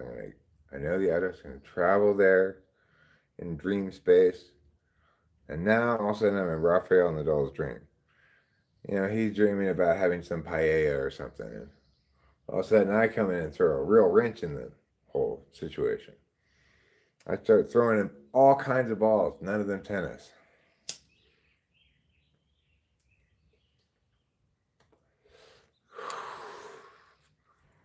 Where's the party? It's right here, come on, man. I am a living, walking party. Eat, sleep, rave, repeat.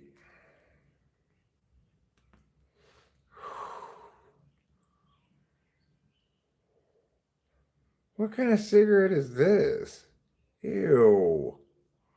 American cigarette. I mean, American Spirit. These are gross. Who smoked an American Spirit? Must have been the neighbors. I can't smoke that garbage. It's just straight up garbage. Just throw those away. There's not any reason to smoke them.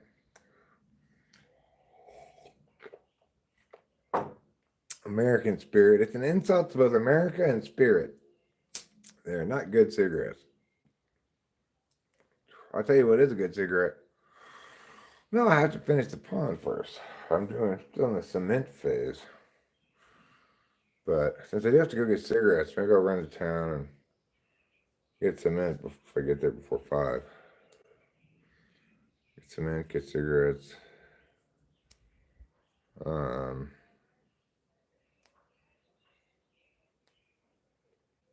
Maybe look for another one of those stir things that's smaller.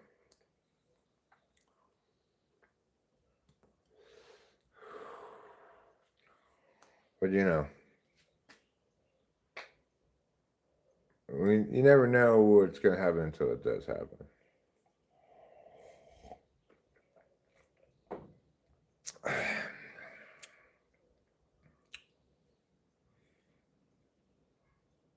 I need chicken wire. I want to get chicken wire and cement. Follow Cameron's advice.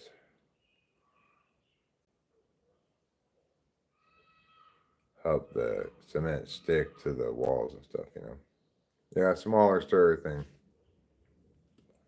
If I can find one. It's not that difficult to stir the cement myself, but I've got a lot of cementing to do. That's a kid across the street. They're just playing. It's not like screaming like, oh no. It's like, hey, we're running around. Well, it's fine. It doesn't bother me. I can't hear them inside the house. They're not nearly as much of a noise problem as the previous people who lived there were. They had a dog that barked all the time when they weren't home.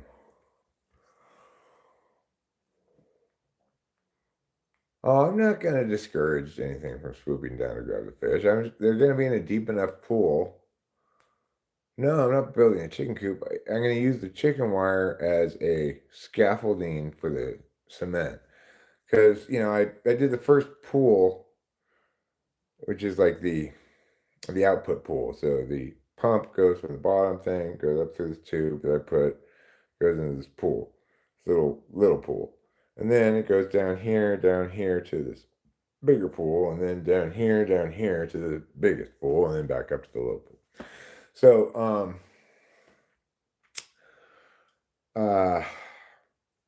trying to just put cement on mostly vertical walls of dirt is kind of tricky.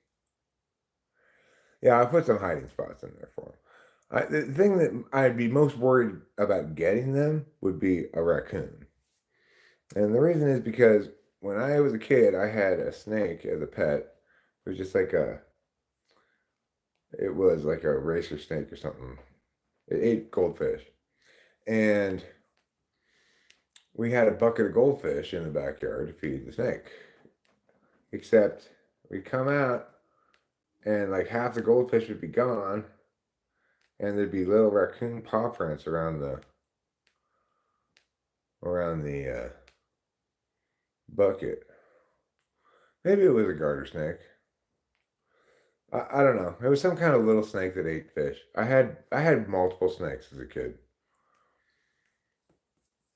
But I know what garter snakes look like, and the snake I'm thinking of wasn't a garter snake, but it was about the same size. It was red and black. It was I think it was called a racer snake or something. But you know what? We had our own names for different kinds of snakes that I don't think are the actual names for the snakes. Like I saw the other day a rat snake, what we called a rat snake or a corn snake. We use both terms for the same snake.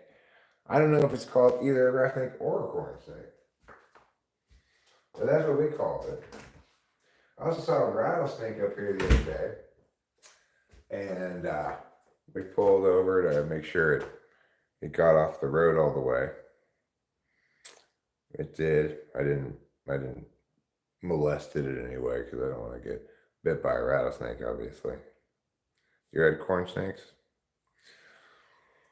I mean, I know some of the snakes that we had, because it wasn't just me that had snakes. It was like my friend group had snakes.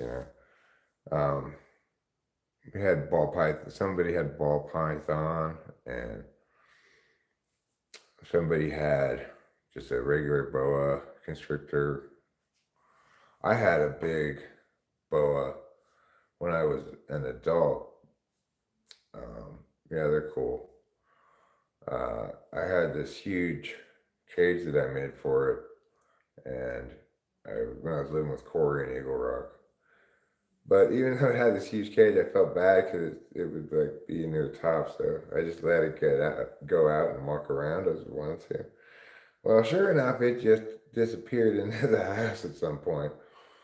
Um, it was a pretty big snake. It would eat like two rats in one meal. So then we moved out, and I was just like, well, the next people get to find my snake, I guess. It's just a boa constrictor. It's not going to hurt anybody.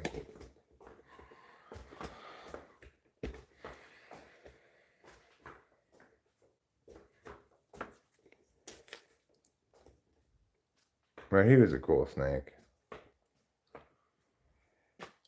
Snakes are great escape artists. But it's like, dude, I made you this big ass cage. Why do you still want to get out of it? Why don't you just stay in there and be happy?